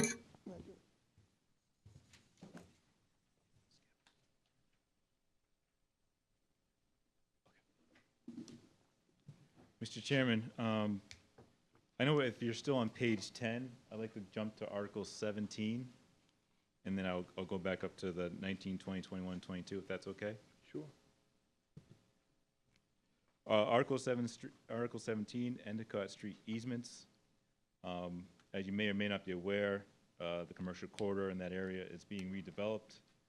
As part of that redevelopment project, we've done a few studies on our existing sewer infrastructure in that area. Based on that study, we have one pump station that's actually in front of McDonald's sewer pump station, which takes that pretty much the whole commercial corridor. So all the restaurants from the top of Sylvan Street to the 128 on and off ramp is serviced by this one pump station that's underneath the existing 115 kV high power transmission lines. So as part of that study, we've looked at potential areas where we can relocate that pump station, because as of now, if we try to relocate it and replace it in its existing area and condition, we'd have a tough time with the existing overhead power lines. So we'd work with the current development project that's going on at 152 Endicott Street. That's the old Denny's and Econo Lodge area. And they have offered to provide us with an easement for a future location of a pump station if we need to replace it and relocate it on Endicott Street. That's part one of this easement request. Part two of the easement request within this article, because of the development that's coming in, we have an existing way called Chalet Court. This was laid out as part of the state when they did some on-ramp work at 128.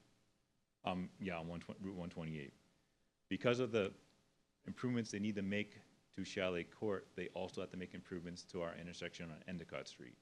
This is going to require them to provide the town with easements for new traffic signal equipment. So they're going to be replacing the entire traffic signal system that's on Endicott Street, along with resetting some new curbing, repavement, new sidewalks, new handicap ramps through the whole area. So the second part Point of information, Mr. Chairman, who's them? Oh, sorry. This is the development team that's working at 152 Endicott Street. So the developer. The developer, correct, sorry. Thank you for clarifying that. So yes, the developer is providing the easements. They are working with the abutters This would come at no cost to the town. They'd be working on gaining access, providing the easement documents for us. We simply would have to take those documents and get them approved through town meeting and select board at a future date. Thank you. Board questions? Yes, please. Yeah, can you talk a little bit more about the specific location of the easement? Is it between the gas station and the highway, the bridge?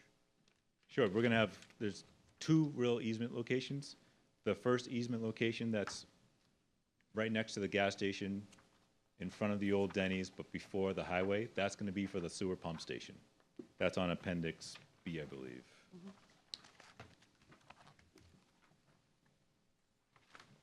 Right, because A or E? Mass DOT is requiring that curb cut between the gas station and the bridge to be eliminated, right? So is that where the easement will be, where the curb cut is today, going into that site? That's correct, yep. Okay, I see. Okay, and then I think I heard you say that the developer of 152 is paying for the easement? That's their property, so they're gonna give almost it up, gift that okay. to the town. And are they also gonna kick money in for the pump station itself as part of their project? As part of the project, the pump station has plenty of capacity. There is no need for any upgrades to that pump station. I see, okay. We're Is the simply preparing developer- ourselves for the future. If there were ever a need for increasing capacity, we have the availability to relocate that pump station. Right, because not the assumption, but the appearance of the project and then this work that's required, it seems like it wouldn't be really taking place if it wasn't for 152 being built out. So is that safe to say, or no?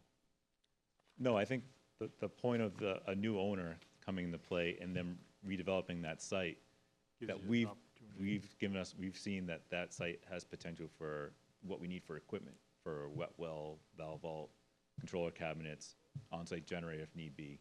Right. That's where we need to put it. We wouldn't be able to put that in the same location where it exists today. Right, so it's kind of like it checks off a box Yep. for you, where you had an ongoing issue when it was in the parking lot over by McDonald's. Correct. Right, yeah. Okay, all right, thank you for that info. All set. Thank you, Matt. Maureen? I'm all set, David. Thank you, Dan. Motion to approve Article 17 favorably. Is there a second? Second, All in favor? aye. Aye. All opposed? It's a vote. Thank you.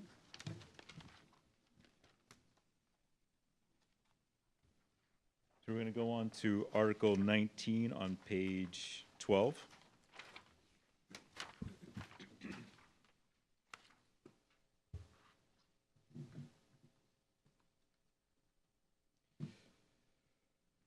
Article 19 is flushing and cleaning sewer lines and CCTV inspections. That's closed camera circuit inspections. An appropriation request for $200,000.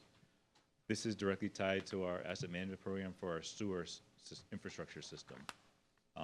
Per Mass DEP requirements, we're supposed to be on an annual basis, camera and inspecting our TV line, our sewer lines, to make sure they're flowing adequately enough and providing the capacity. It also helps us to investigate whether or not we have any, what we call inflow and infiltration, I&I. We're required to remove so much inflow and infiltration from our system because of groundwater and cracks in the pipes. So this helps us determine over the course of years, as we investigate over the 120 miles of sewer that we have, where we can make spot repairs and rehabs in the future. So this is an annual asset management program that we run. We've gotten great favorable numbers from contractors. It's something we annually put out for bid through the engineering department. Take any questions if you have any. Thank you, Steve. Board member, first of all, is there a motion on this? Motion to approve Article 19 favorably. And is there a second? Second, Thank you. And so discussion among members of the board, please, and questions for Stephen. So I think, from what you've just described, it sounds like this almost pays for itself. If you can reduce the amount of intrusion of groundwater, then that reduces our sewer, excuse me, our cost of sewage, right? Is that That's correct, yep. safe to assume? Yeah. So yeah, anything we can do to reduce our flow, that's Yeah. not, obviously something that we don't want to pay for. Inflow of groundwater that does not have to be treated through the SESD wastewater treatment plant Yep. comes at a savings to Right. us. That's great. Okay. so all the set. groundwater goes into Thank the you, sewer Maureen. sometimes? Maureen, speak into the Steve, microphone. so the groundwater can go into the sewer, right? That's what Yes, you're with the saying? age of our infrastructure, Yeah. over close to 100 years old, there are some sections of town where eventually, like as Rob said, roots get into the pipe, cracks, there's cut-ins and tie-ins from different construction projects, and just sort of just shifting the earth thumbs and can break. That allows, you know, groundwater to get into the sewer system, which is something we don't need to be treating as well. So we're trying to keep a closed circuit type of sewer system, so we're only treating the wastewater that's required. Excellent, thank you. Thank you, Maureen. Dan? Well said. All set? Yes, Mr. Bradstreet?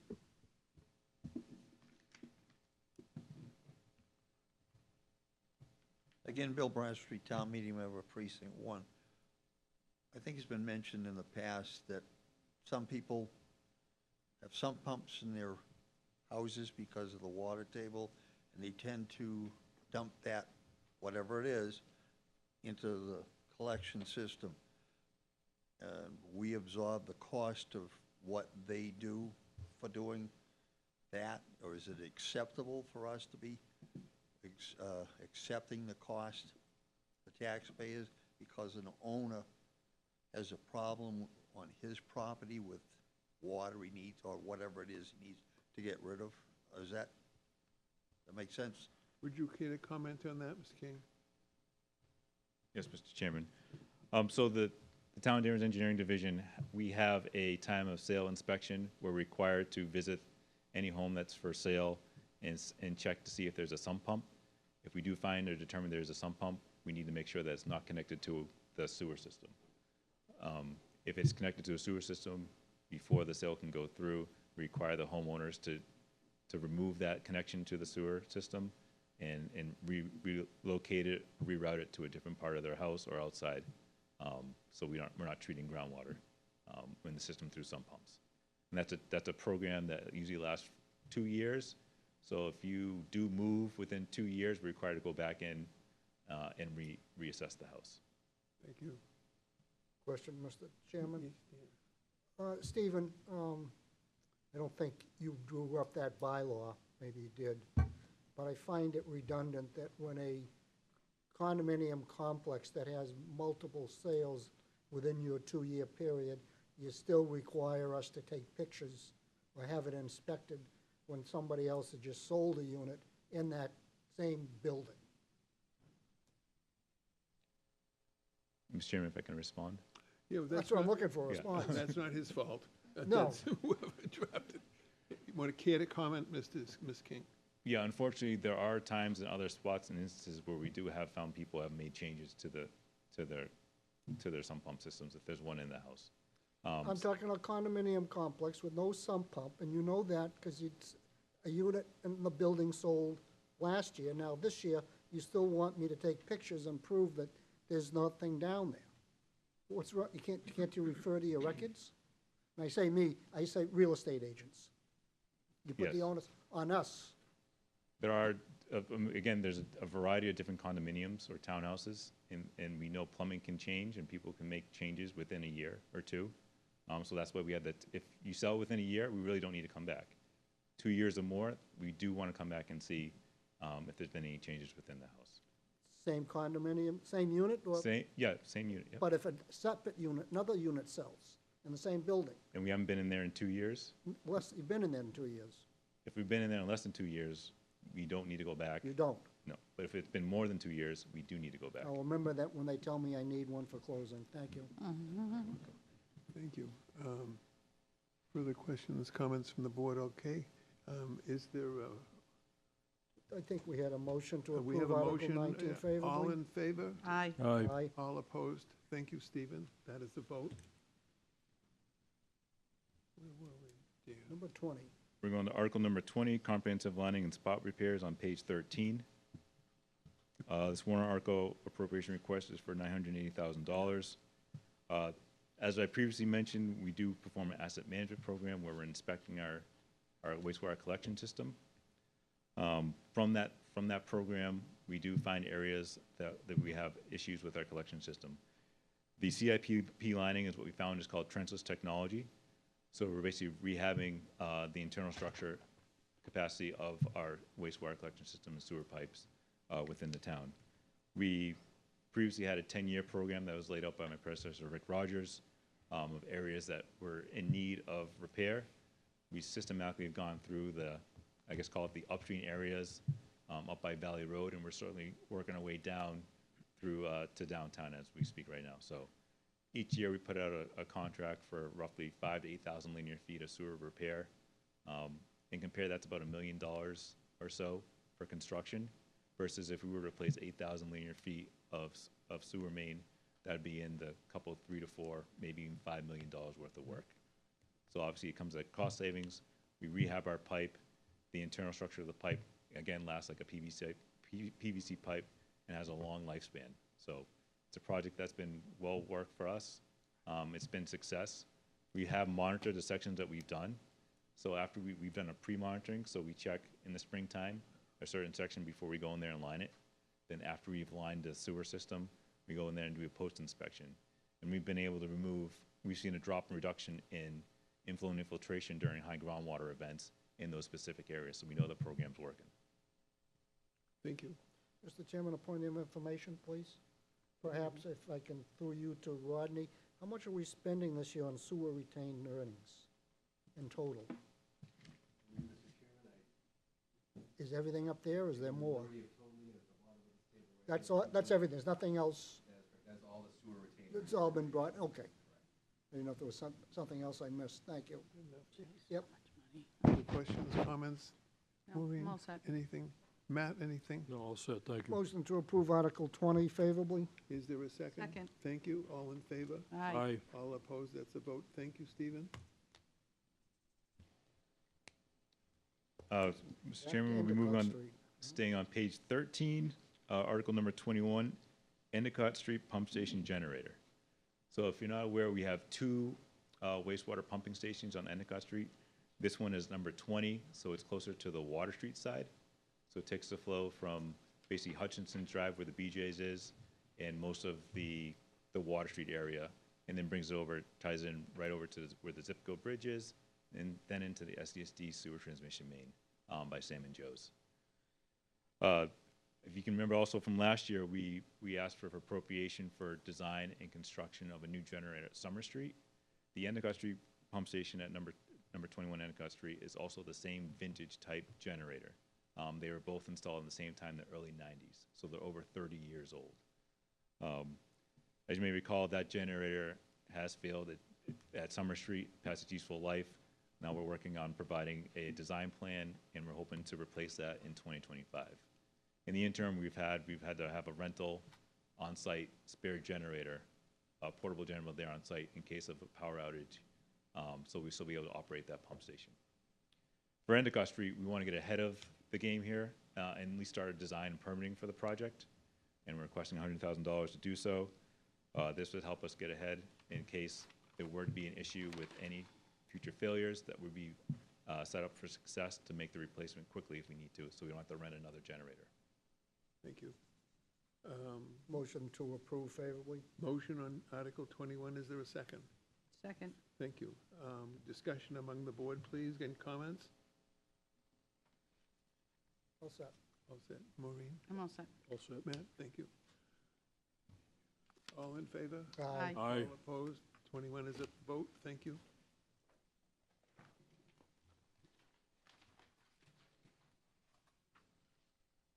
Are you still up, Stephen? I'm still up.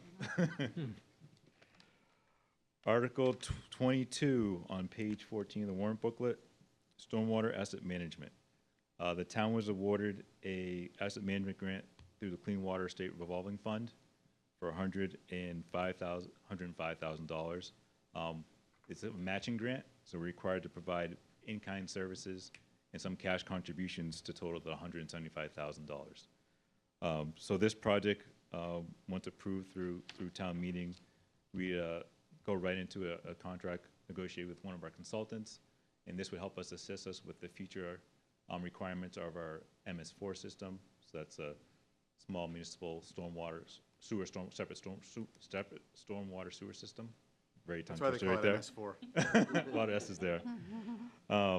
Also help us create an inventory and upgrade of our existing catch basins, drain manholes, stormwater sewer, interceptor pipes, all our drain pipes in the town. So give us an inventory, check our capacity, make sure it's in line with the you know, the intensity of the storms that we have, because most of our system was designed with storms that dated back to the calculation of the 1960s. Obviously, Mass DEP is currently going through a vision change of changing the intensity of storms, so your design points are going to have to change for some of the sizing of your pipe in the future. So we want to make sure we're aware and ahead of that before it happens. This also will help us with inventorying and making sure if we're moving towards creating a stormwater utility. Obviously, as we know, we've gone into a few emergency repairs for culverts. We've also done an assessment of all our culverts, and we know that we have at least 10 to 15 culverts that are the same vintage that have failed in the last 2 years coming up. So this would help us, you know, categorize and help us create a baseline for a future stormwater utility, help us fund a lot of these projects separately with additional funding other than what we're doing now. So that's our stormwater asset management grant, and I'll take any questions if you have any. Motion to approve Motion favorably. to approve, is there a second? I'll second. And so we'll have questions, comments directed to Mr. King, board members? All set? Matt? You all set? All set? Okay, hearing nothing further, all in favor? Aye. All opposed, thank you. On Article 22. Are you still up, Steve? We're gonna head to water.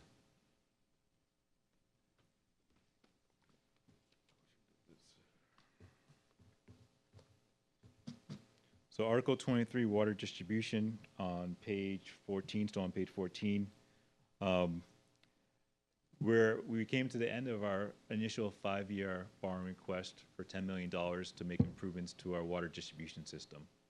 The request for $9 million would continue us over the next 5 years, which is based on our 20-year capital improvement program, years 6 through 10. This helps us get in line to continue with our program along Locust Street and Wenham Street, along with sections of Elliott Street as well. So we have a 20-year plan in place. We have the streets already set up, we've started to investigate the streets we want to move to in the next 5 years. This appropriation would help us to continue that program and make sure we're hitting the funding and the pricing, as it's a good price right now for a lot of our water main work. Thank you. Anything further? Motion to approve Article 23 favorably. Is there a second? Second. Thank you. Discussion now, questions and comments directed to Mr. King? Dan? No. Maureen? No. Matt? No. Hearing nothing further? Okay. All in favor? Aye. All opposed? It is a vote. Thank you on Article 23. It was a quick 9 million. Are you still up, Steve? I'm still up, yep. Almost there. Article 24 on page 15. Vernon C. Russell Water Treatment Plant rehabilitation. This warrant article for $864,000 encompasses a few different items of work that are required at our plant. We obviously went through a major upgrade 10 to 12 years ago. A lot of those components are needing to be replaced that weren't originally replaced during the upgrade. So this comes apart to some of our sand filters, replacing some of the mechanical components of the cleaning system of the sand filters, cleaning them as well. We're also looking to analyze and continue with the use of our ozone disinfection system, which requires some major upgrades to components that monitor the ozone levels within our treatment plant and our water supply system. So this project some of this appropriation would go towards doing what we call a full-scale pilot through our plant to confirm what levels of ozone we need to make sure we protect ourselves for disinfection of contaminants and also any cryptosporia that may pop up through our reservoir system that required through Mass DEP when it originally permitted the plant back in 2010 for the upgrades. Thank you. Motion to approve 24 favorably. Is there a second? Second. Thank you. Discussion, board members, questions and comments? Yep, right here. Yeah. So I'm seeing here that you're gonna do a lot of this work in-house. So that's good to hear that you don't have to go outside for consultants or other outside vendors. So do you keep the staff kind of through training programs to keep them up to date on current technology? Is that how it's been able to keep it? I would say our water treatment plant is one of the best. They're great people to work with. They're very well versed in everything water treatment related, all fully licensed. I think a lot of them went to we had a recent Water Expo trade show in Worcester, a lot of training classes there for they could take, so. All right. And they're very obviously handy. We know they can do a lot of work in-house, so, you know, they like to do it, so. All right. Well, it's good to hear that you're investing in your people. Yep. All right, that's all I have.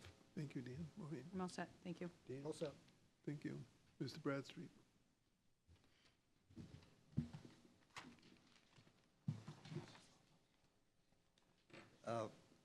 Bill Bradstreet, town meeting member, precinct 1. I understand what the article says about improving and grading. The system up there is to clean the water for our use. What's used to clean the water ends up being waste that we have to pay to have removed or sent someplace. And if so, is what we're spending money on now, is it cost effective for us in the long run? Or are we gonna continue to have to pay, and I don't know what it costs, to get rid of the nasty parts that the filter system takes out? Does that make sense? I'm just concerned about the cost of cleaning our water. We have to use chemicals, sand, whatever. It produces a contaminated waste that has to be, we have to pay to have it disposed. Is what we're doing helping us cost-wise? Do you have a comment on that, Mr. King? Yes, Mr. Chairman. So through all filtration plants, there is a residual that's created through the chemical treatment of the water. That residual we pull together and we take it out to the SESD where it's disposed of. That goes for any water treatment plant within the area. Salem Beverly Water Supply, same thing. There's a residual that's created based on the contaminants that are taken out of the water. We provide a chemical to kind of coagulate those contaminants. It turns into a sludge. We take that sludge, we factor it out from our lagoons, and then we bring it to SESD for disposal. Thank you. And I guess the question that Mr. Bradstreet, is that's the most cost-effective way of dealing with the cost of this contaminant? That's correct. I wouldn't really call it contaminant, let's call it residuals. Residual. But yes, the efficiency factor, we're running the plant as efficiently as we can, and that is one of the most efficient ways to do it. Thank And you. we tweak things every so slightly to make sure we're not bringing in so many contaminants, and creating so much residuals within our plant. Thank you. Board members, all in favor? Aye. Aye. Aye. All opposed? That is a vote on Article 24. Thank you. Mr. King is off the hot seat. Thank you, Stephen. Good job, Steve. So the next article, while Rob is making his way up, this is an annual article. In your booklets between pages 15 and 17, we have 17 distinct projects funded through the buildings improvement article across all of the buildings that we have, library, schools, the electric department this year. We have a large project at Endicott. There's also a fairly unique project in the mix this year. That is the demolition and removal of the homestead at LaBelle's Grove. And so I would turn it over to Rob to sort of summarize what we're doing and probably drill in a little bit on some of those larger components here. Thank you very much, Rob Devitt, Director of Operations for DPW. The first article is for the elementary, middle, and high schools. And within that, we have looked at the schools, and we'll start with tile replacement for the floors. And at the Riverside School, there's if you've ever been in there, there's a slight ramp that goes down when you walk in. Those tiles have cracked and broken and are in need of replacement. And it's about 1,500 square feet at a cost of about $18,000 to replace those. Moving to the Highland Schools, within the hallway replacement, there's about a 1,400 square foot with an estimated cost of $17,000. And one of the classrooms at the high school is about 1,200 square feet of tile that needs to be replaced, and that one is about 18,500 estimated at. And then at the middle school, we have a water heater that needs a replacement. It is for the science lab sinks, the eye wash station, and the safety shower. And that is an estimated replacement cost of $8,500. Can we ask questions as we go along, Mr. Chairman? Certainly. Rob, the water heater, is it working now? Yes, but it cannot, the coil inside can't be replaced, and so it has to be replaced. We can't fix it anymore, is what it comes down to. But it is being used right now. But yes. it What is- happened if you didn't replace it this year? The plumbers have said this is going to fail. The plumber said, okay, Yes. thank you. Never argue with your plumber. I do not.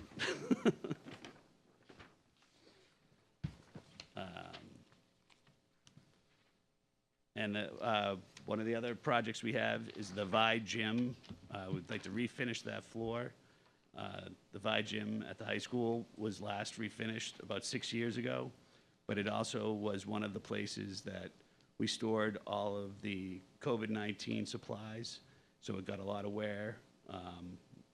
And the project is estimated for the refinishing of that floor to be about $10,000.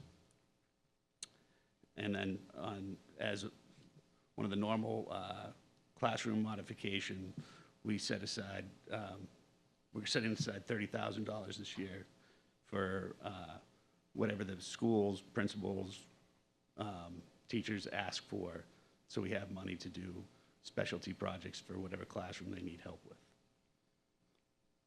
Can I ask what schools are requesting this? It could be at any time during the year. It could be any school. It's up to the superintendent and the principals to decide how they want to spend that money, where they best can use it.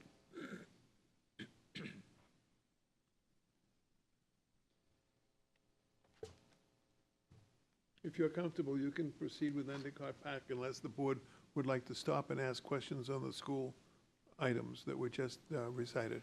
So the next up is Endicott Park, Endicott Park Conference Room. There's a renovation that, for windows and new doors. There's been some water infiltration there. We've sort of delayed this one, and we were able to get through to this year. We're gonna do some of the work in-house, but the total estimated cost of this project is about $100,000 to replace all the windows, the doors, the paint, and some exterior of the sill as well. And then we're gonna move over to the Peabody Institute Library. We have an $80,000 project there in 2 parts. $60,000 to replace the 3rd floor ceiling. The project will include repairs to plaster, repainting, acoustic tiles, and in coordination, that will be able to accept the new lighting upgrades for that floor. The estimated cost of that is $60,000. The children's room, the door replacement, the exterior doors are worn and they do not function properly. It is recommended that we replace the frames at an estimated cost of $20,000. Other building improvements, we have the senior center, the fire alarm upgrade that we would like to do there. The system there we can't get parts anymore, has reached its end of its useful life, and the system replacement cost is $25,000. 95 Hobart Street. 95 Hobart Street is the same thing, same error of the fire alarm. So another $25,000 to replace the fire alarm system at 95 Hobart Street. LaBelle's Grove, demolition and abatement. The town's open space, referred to as LaBelle's Grove, it has a house and 2 garages on it. We've had the hygienist come in to give us a report on asbestos and any other hazardous. There is stuff from lead paint to asbestos to mastic. So we have quote to get, we paid for that. We're getting quotes for the abatement, and we're getting quotes for the demolition, and they seem to be coming in for the abatement and the demolition, about $130,000. Questions on that one? Right here, if I may. So when we talk about the structure, so there's the main house with the stonework, and then the two outbuildings. So all, that whole front site would be cleared? Correct. Okay. Now, you mentioned the Preservation Commission. So if they decided that that house was, had historical significance and it was worthy of preservation, would the town honor that? Because the demolition would probably, the delay would kick in, it would only last for 6 months. Would the town honor that assessment from the Preservation Commission and then not move forward with the demo? It is my understanding that they already voted on that. Mr. Chairman, can I make comment on this? Please. It came before the Preservation Commission once upon a time. It expired. They had to come back a second time recently, and the Preservation Commission deemed it not historically significant. If they had, it would have been a 12-month delay. And yes, the town would have to honor that. It's become an attractive nuisance. We have found illegal dumping there, inside and out of the building. No, I'm sure it's kind of, even though it's on the main road, it's still kind of off the beaten track there. Yes. Okay, all right, thanks for that info. All set. And then we have a, I think everybody here that came through, or I don't know if you guys have noticed, we have a fob system now at Town Hall. And we'd like to do rekey all the interior doors. And it's not the handles, it's just the key, the cylinders, thank you. For security and just to get a handle back on who has access to what parts of the building. And that is for $12,500. Then there's another building modification, much like the classroom modification, that we set aside $30,000, and between the town manager can help us choose from whatever person needs a project done, be it at any building that the town owns. Question, Mr. Chairman? Please. Thank you, for you too, Rob. So you've got two building funds set aside, $30,000, without any work orders, correct? Correct. So it's kind of just holding money aside. Maybe you'll use it, maybe you won't use it. Yes, if nothing comes up, we don't spend it. I haven't seen that happen yet. Okay, but So- there won't be an effort to spend it, just to spend it. No, and it gets approved by the deed and all of that. And you could probably, Rob, you want to talk about the one, there's a project right next door. There's some moving things around in the clerk's office. The Those are clerk's types of office projects that come up. needs more, like, in a year like this year, they've asked for more space.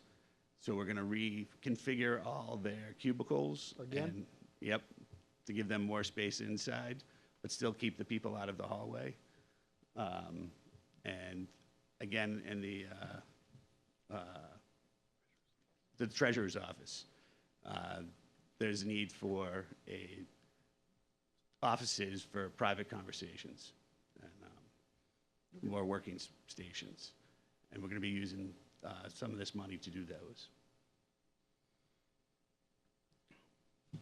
Okay. What else do we got? I think you've got three more. Yep.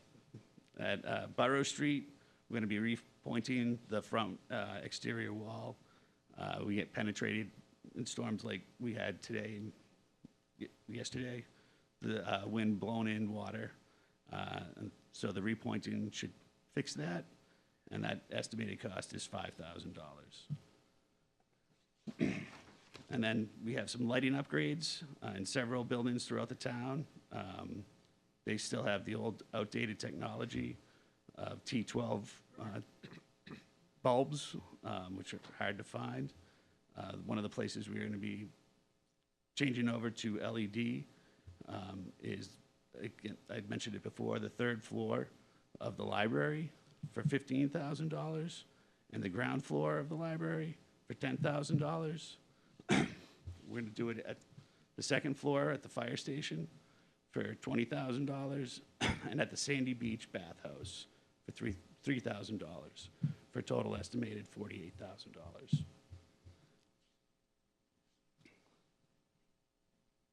And this one, lo and behold, is for the senior center parking lot lights. Thank you. You're welcome. Yes, we have. And there are 8 exterior poles, lights. We are going to upgrade them, and they have outlasted their life that right now. Inefficient light on the walkways. So we're going to install new poles and LED lights for an estimated cost of $16,000. Mr. Chairman, motion to approve Article 25 as presented Is there a favorably. second? Second. Thank you. Discussion among members of the board, any of the items within that article? No, sir. I have a question, David. Just, Rob, Yes. there's, we want to keep our buildings running efficiently and look good. Who does a lot of, do we put the stuff out to bid? How many bids do we get? And then if we don't use the money, where does the money go after that? It would go to another project, whether some estimations are a little high, some are a little low. So if we need something, that's where it would go if we didn't use it. We try to get them all done that we put in here, but sometimes things come up. What was you had another question? Like, do our town? Our town guys do a lot. Do a lot of the Yep. work? But we also contract out some of the stuff that we All right. can't. It's good that they do it. So, yeah, any chance we get to be able to do it in-house, we do. Okay, good, excellent. Nope, that's it. Thank you. Maureen. Matt, did you have? All set. Thank you, Dan. All set. Anything further? Hearing nothing further. Mr. Bradstreet?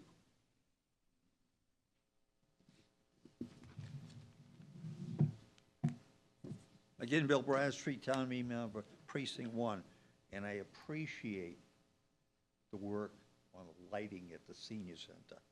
I really do. My question is, in some of the schools are replacing tiles. Do we still have any tiled areas that are hazardous, asbestos, or have we gotten rid of all of those, so any tiles that we're putting in now won't be a bad problem to deal with down the line when they fail, or if they, thank you. Yeah. I believe all the asbestos tiles have been removed. Thank you. Steve, where are we? Need a vote. All in favor? Aye. Aye. Aye. All opposed? Thank you, Rob. You're welcome. We'll keep Rob right there. The next article is the grounds improvement article. These are the various projects that are completed around town at our parks, on the rail trail, playing fields, and things of that nature. So we have a total of $240,000 in recommended improvements. You'll find these on pages 17 and 18 in your warrant booklet. And similarly, Rob, if you want to summarize what the projected work scope is this year. You got it. First, we're going to start with the Twy baseball field. The backstop is desperately in need of replacement. We are going to replace it with a chain link fence style that exists there today, black in color. It's going to be 30 feet high, which is 10 feet higher than previous, which one of the complaints there was the balls were going over. So we're hoping that the 10 feet higher. We talked about this with Dave Mountain and Drew Betts from the school athletic department, and we all agreed that this was the best case scenario. Again, at the Twy baseball field, we're going to be doing a batting cage replacement. The one there today is unusable. Safety-wise, it's actually chain link. We're going to get the net style, and that cost is $15,000. We are going to resurface the Tapley basketball court. Tapley is heavily cracked and beyond repair, so we're going to resurface it at the cost of $25,000. We are going to resurface Plains Park basketball court It too is heavily cracked in need of repair, and it is estimated to be costing $39,000 to replace that. We have a rail trail maintenance and surfacing, annual appropriation of $8,000 is a normal one we use when we need to work on the Danvers Rail Trail. Endicott Park Road and walkways. This cost includes grading of the roadways, walkways, all inside of the Endicott Park. The cost of the gravel and the grading is estimated at $23,500.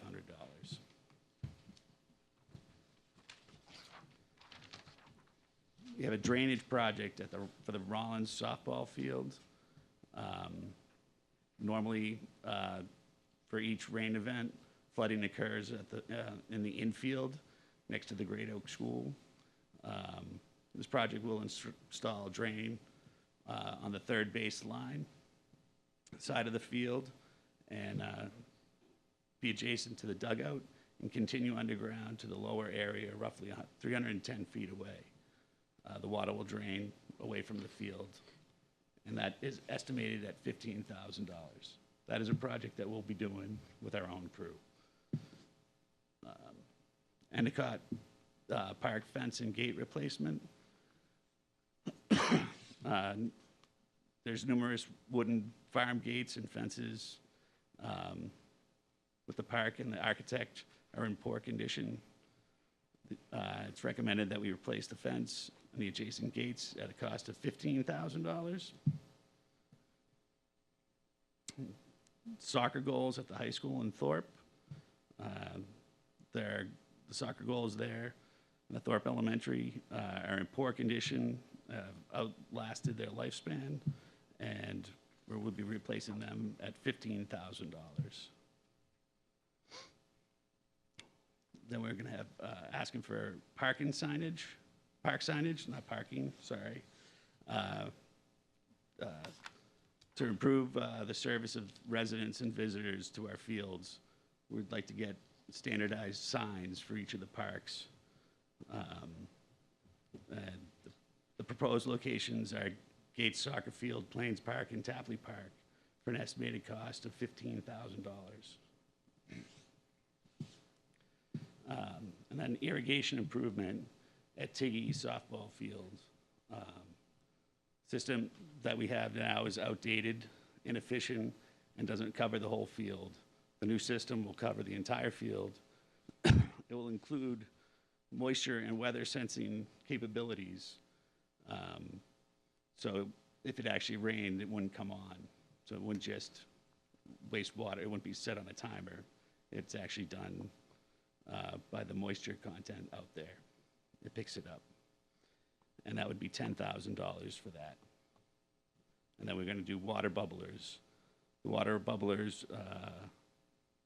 that we do every year. This project to replace bubblers at the library, Great Oak, Gates Field, at the cost of $15,000.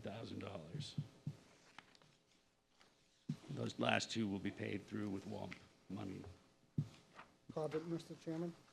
We did. May I make a comment? Please. Thank you. I find it interesting, we'll spend $15,000 for signs, yet we won't spend $10,000 for trees.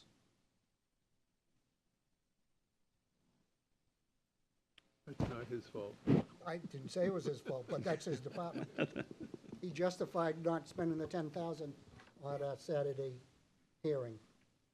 Thank you, The Dan. 50,000 for trees, I think. 10. 10. It was 10? 10. Okay. Yeah, Why don't you cut the park signage to 5 and throw 10 at the trees?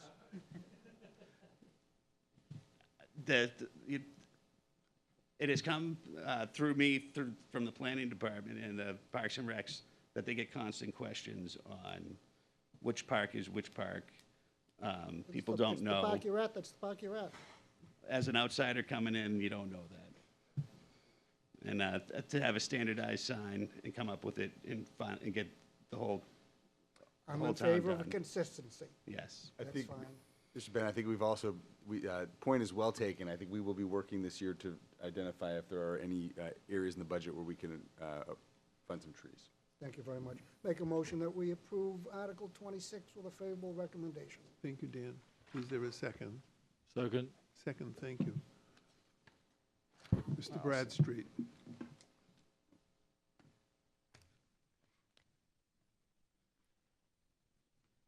Again, Bill Bradstreet, Town Meeting Member, Precinct 1. I had a couple of questions and a couple of things.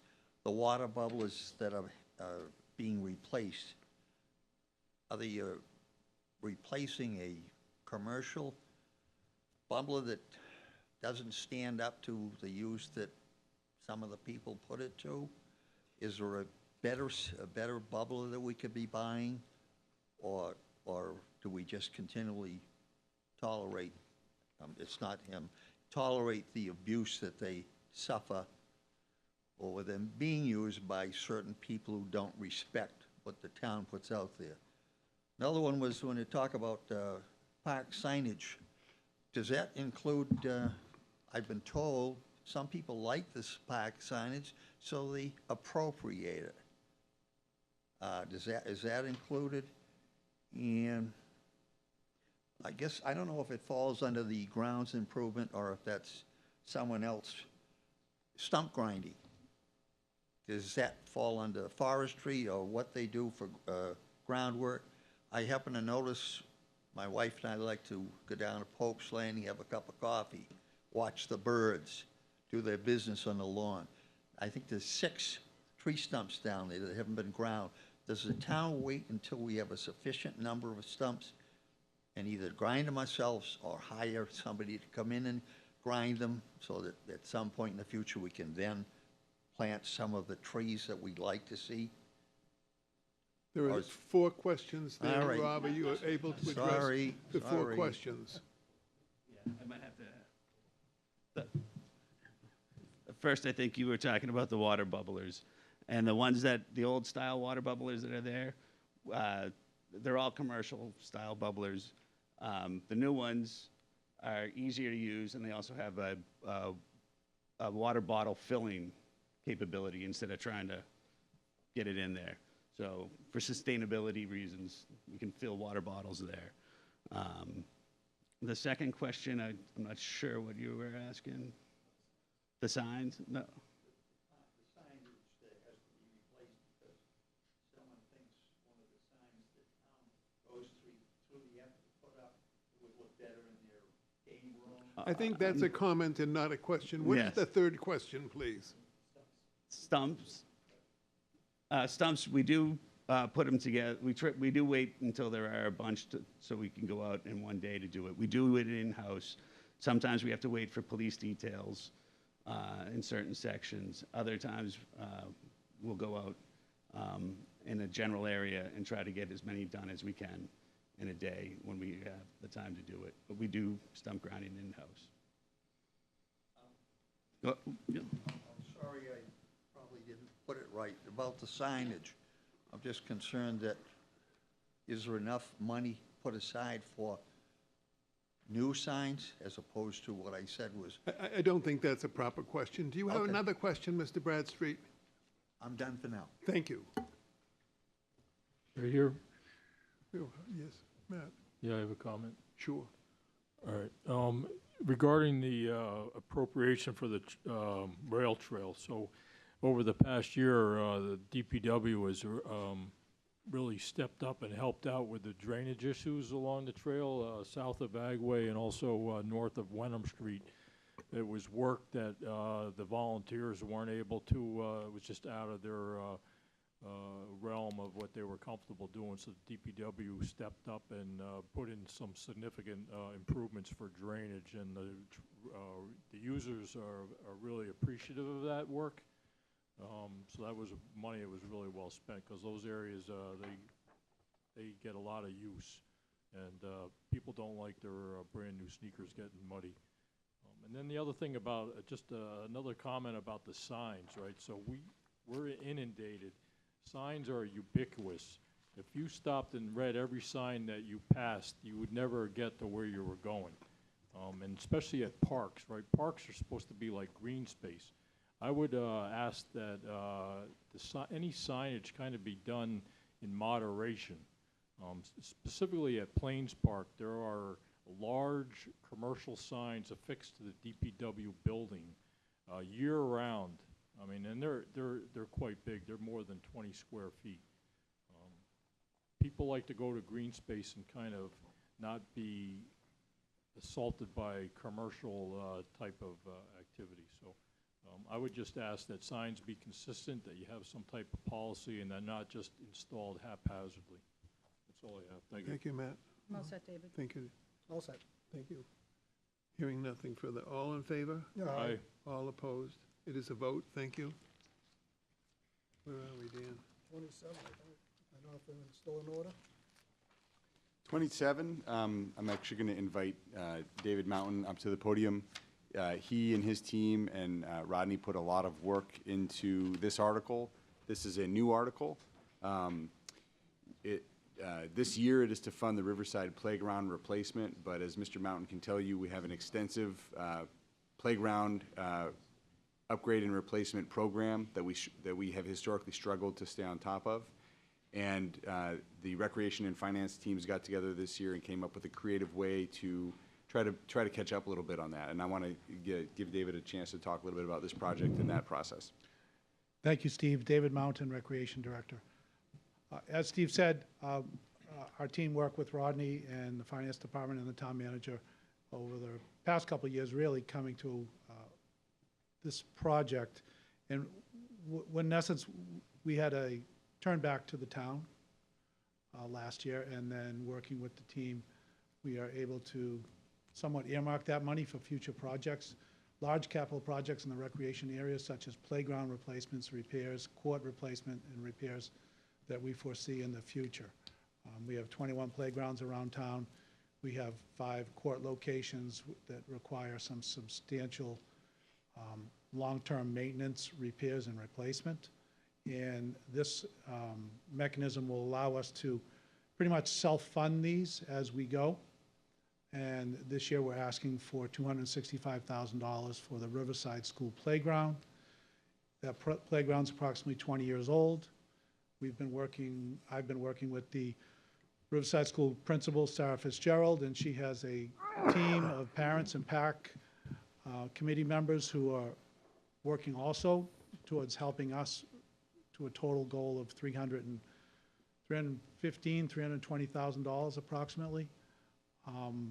This would be a replacement of the existing playground in the exact location.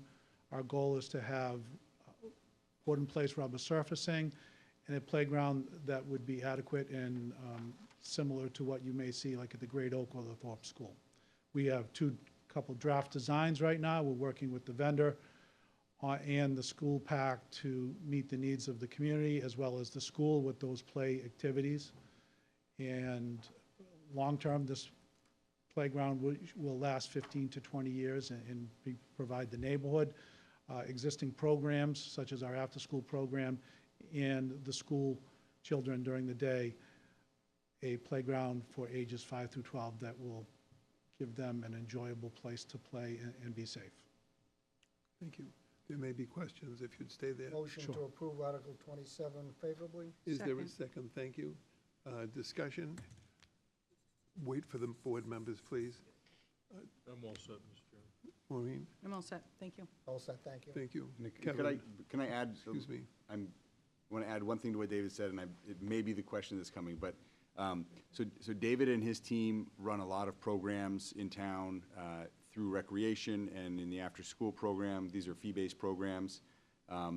Those programs have to maintain a balance, just like all of the other major funds that the town has for unexpected events. And if I could give folks it's not as recent as it used to be, but during COVID, having those balances in place allowed for recreation to be able to maintain the staffing and keep our staffing safe and secure, and we were able to get back to offering programming quickly because we had resources in place. Those resources are also used to provide tuition and support to families that want to participate in programs in town and don't have the means to do so. David and his team have the ability to rely on the fund balance that they carry for those types of investments. We struggle every single year to fund the playgrounds across town that need to be done. there's nothing we hate more than removing a component from a playground because it's become unsafe. And what happens in the grounds article historically is that playgrounds are competing with all of the other needs that we have. So David alluded to the fact that work was done. It was really a lot of work done, sort of looking at balances and projecting out and trying to figure out a way that we could strategically use some of the balance that is being carried by the Recreation Department, releasing it so that it is registered as part of our free cash, and then appropriating it back out to pay for some of these projects where a lot of these activities and fee-based programs are taking place anyway. And so we feel like this new article, the Recreation Facility and Amenities Improvements article, will give us a mechanism to start to catch up and stay on top of some of the playground investments that we've struggled to maintain. So. Thank you, Stephen. Kevin?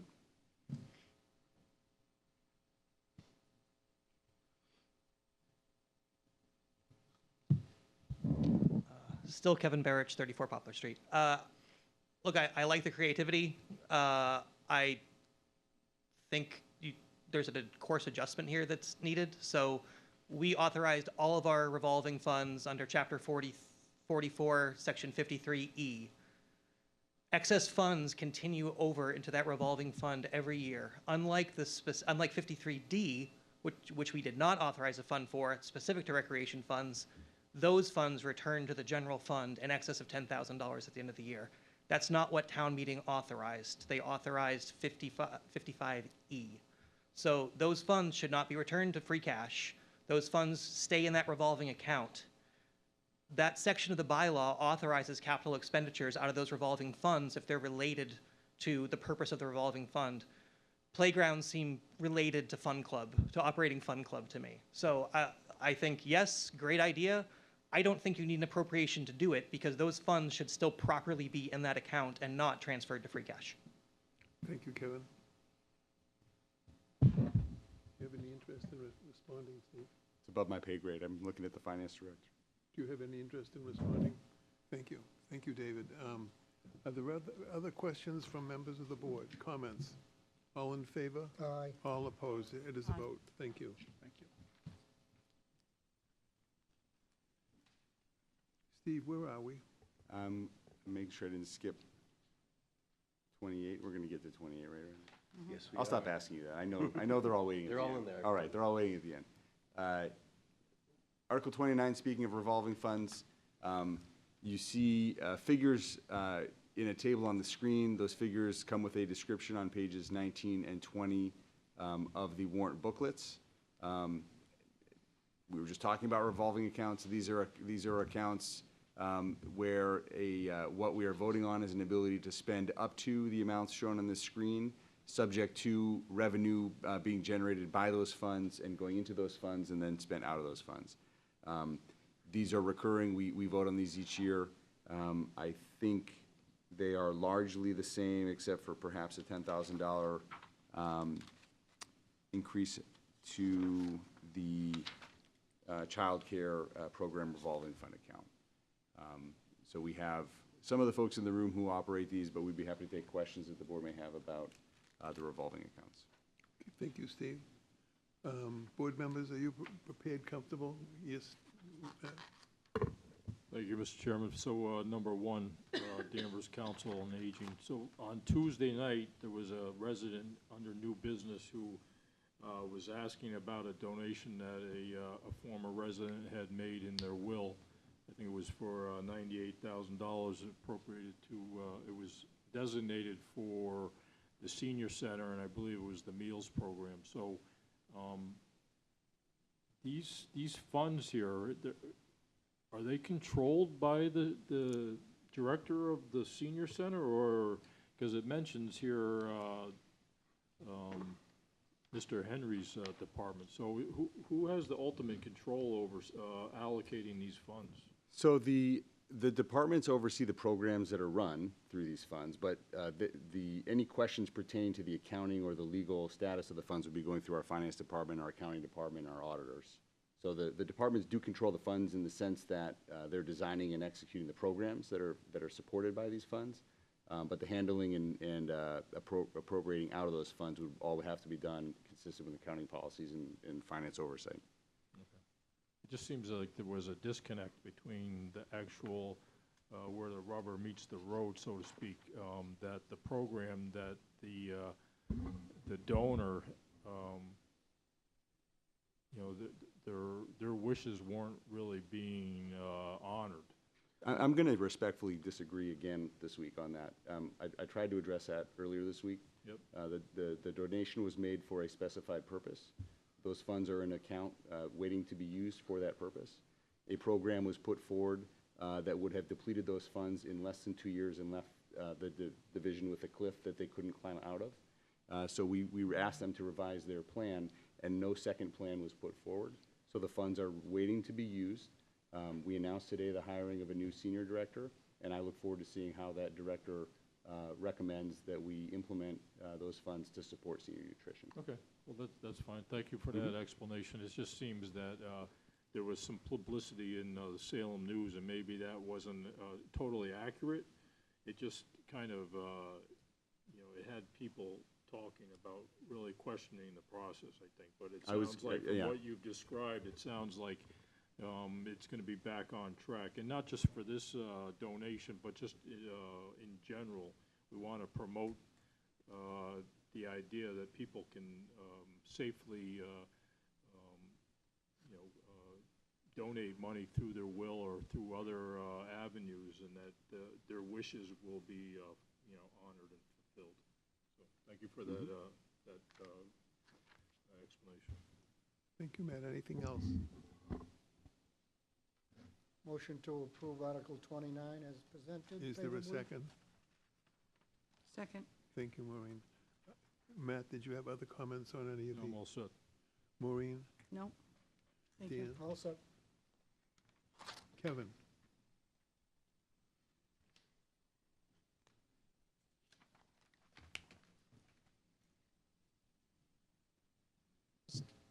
Since we've all been treated to a master class in relevant case law on fees recently, I guess I have a question about the child care fees. So it sounds like we've generated a surplus. And from everything I've heard about fees, that's specifically not allowed. The fee can't be more than the service for which it's paying. So have we overcharged families that are paying for childcare, that are paying for summer camp through parks, through the Parks Department? How are we able to generate a surplus when I think everything we've learned is that is specifically not allowed under the relevant case law? Well, I think I said Tuesday, I'm not an attorney. I don't play an attorney on TV. The conversation that was specific to the solid waste fee pursuant to Chapter 44, there was case law from Emerson College that talked about the three-prong test. I'm not qualified to say whether that Emerson case would apply to revolving accounts. What I can say is we've been operating these revolving accounts for a quarter century, and they're audited each year, and the auditors have never raised a concern. So I don't know the answer to your question. It's not, you may be correct, but it's not been an issue for a long time. Thanks. Thank you, Kevin. And Rodney, had you anything to add to that? I was just going to echo that I am also not a lawyer, but again, that our books are audited Count your annually. blessings. Yes, yes. Okay. Where are we? Ready for a vote? Is there a vote? All in favor? Aye. All opposed? It is a vote. Thank you.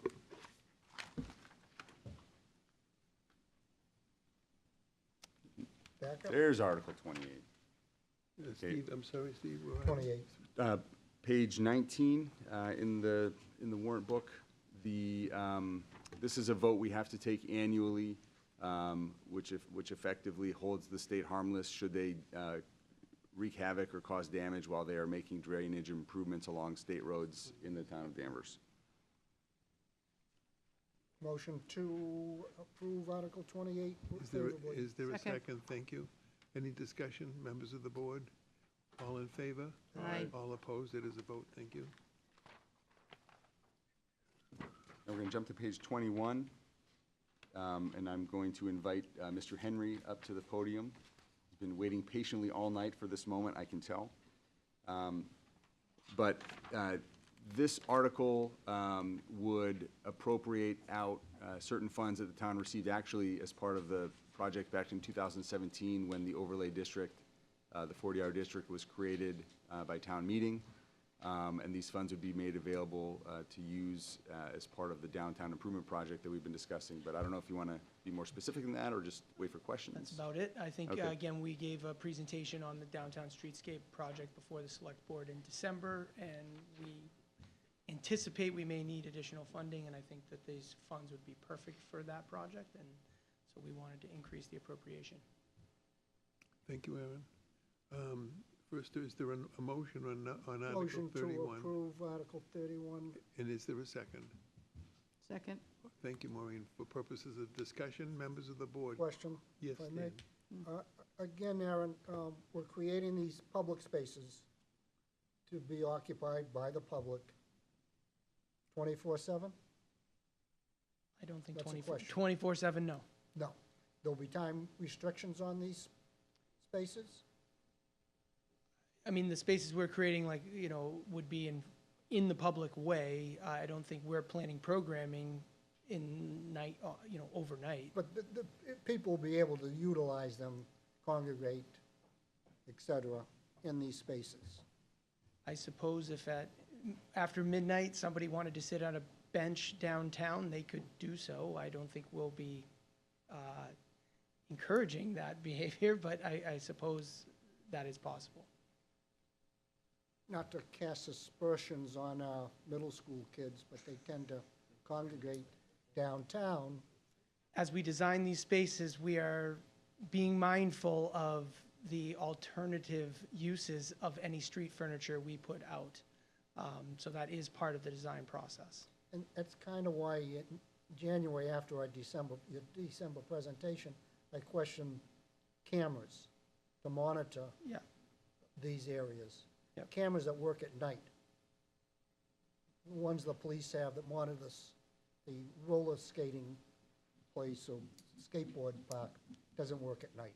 They're useless because vandals come out at night. They don't come out 9 to 5. Right. We'll have to take a look at that. I know I think it was Mr. Lane, I think when we were at a subsequent meeting that comment was brought up, so we'll have to take a look at that. I'll bring it up again. Yep. Anything Thank else, you. Dan, on That's it. 31? Matt? Any? I Maureen? just had a question, Aaron. When we did the pop-up park and all the tables and Mhm. equipment, where is all that now? Is it being stored somewhere? And Yeah, at LaBelle's Grove. Is it? Yeah. In the garage?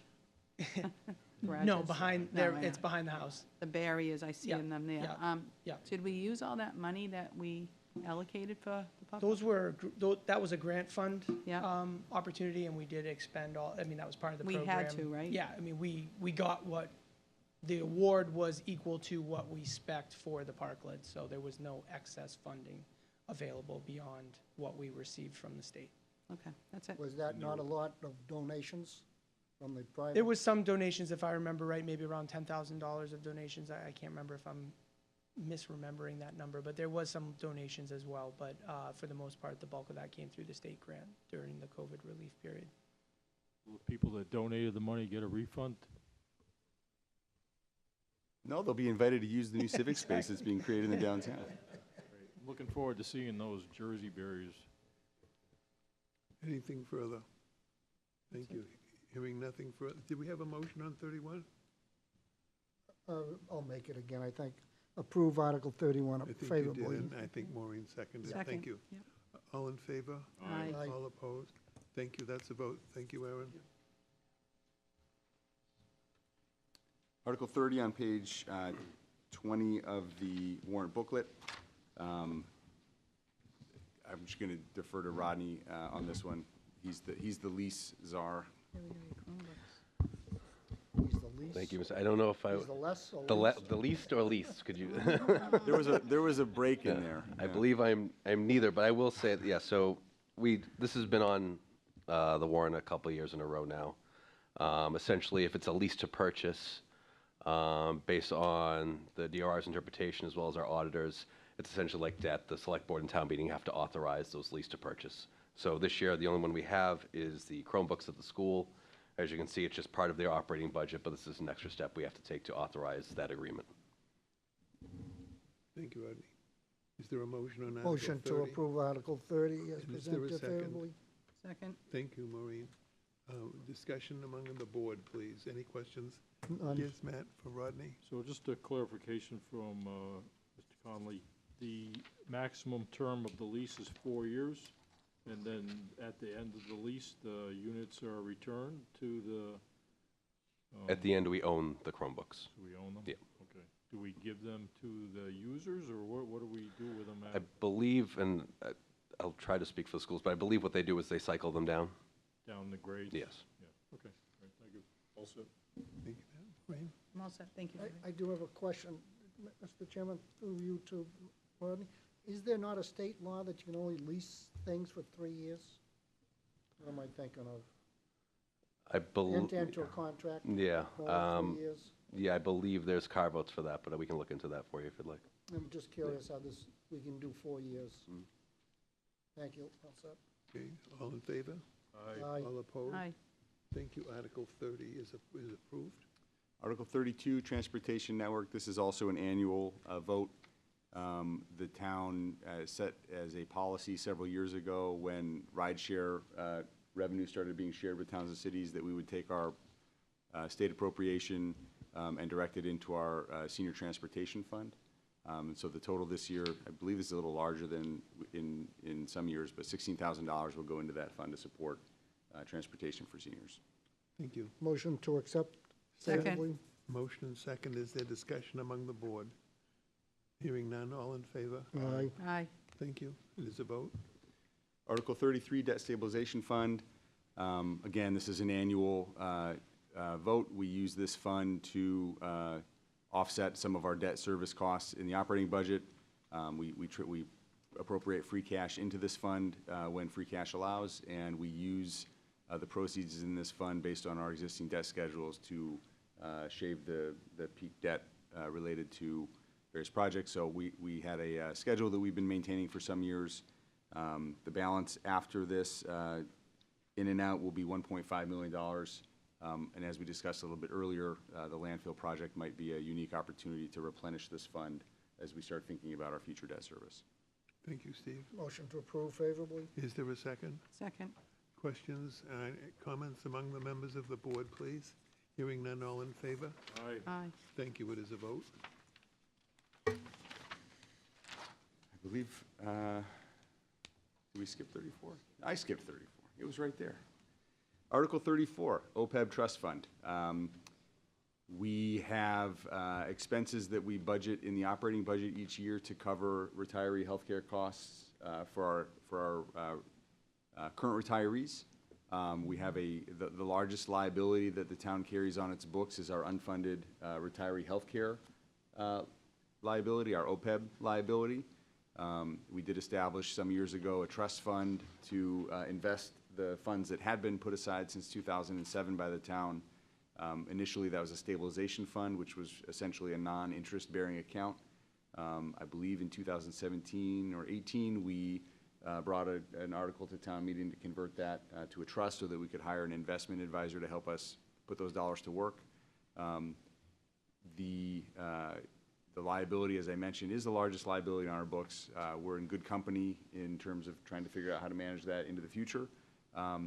This is an item where we've talked a little bit throughout this budget process, the attempts we've made in recent years to try to carve out levy capacity so that we can roll things like this into the tax levy where, in our opinion, based on best practice, it really belongs. We rely on free cash each year to make this appropriation.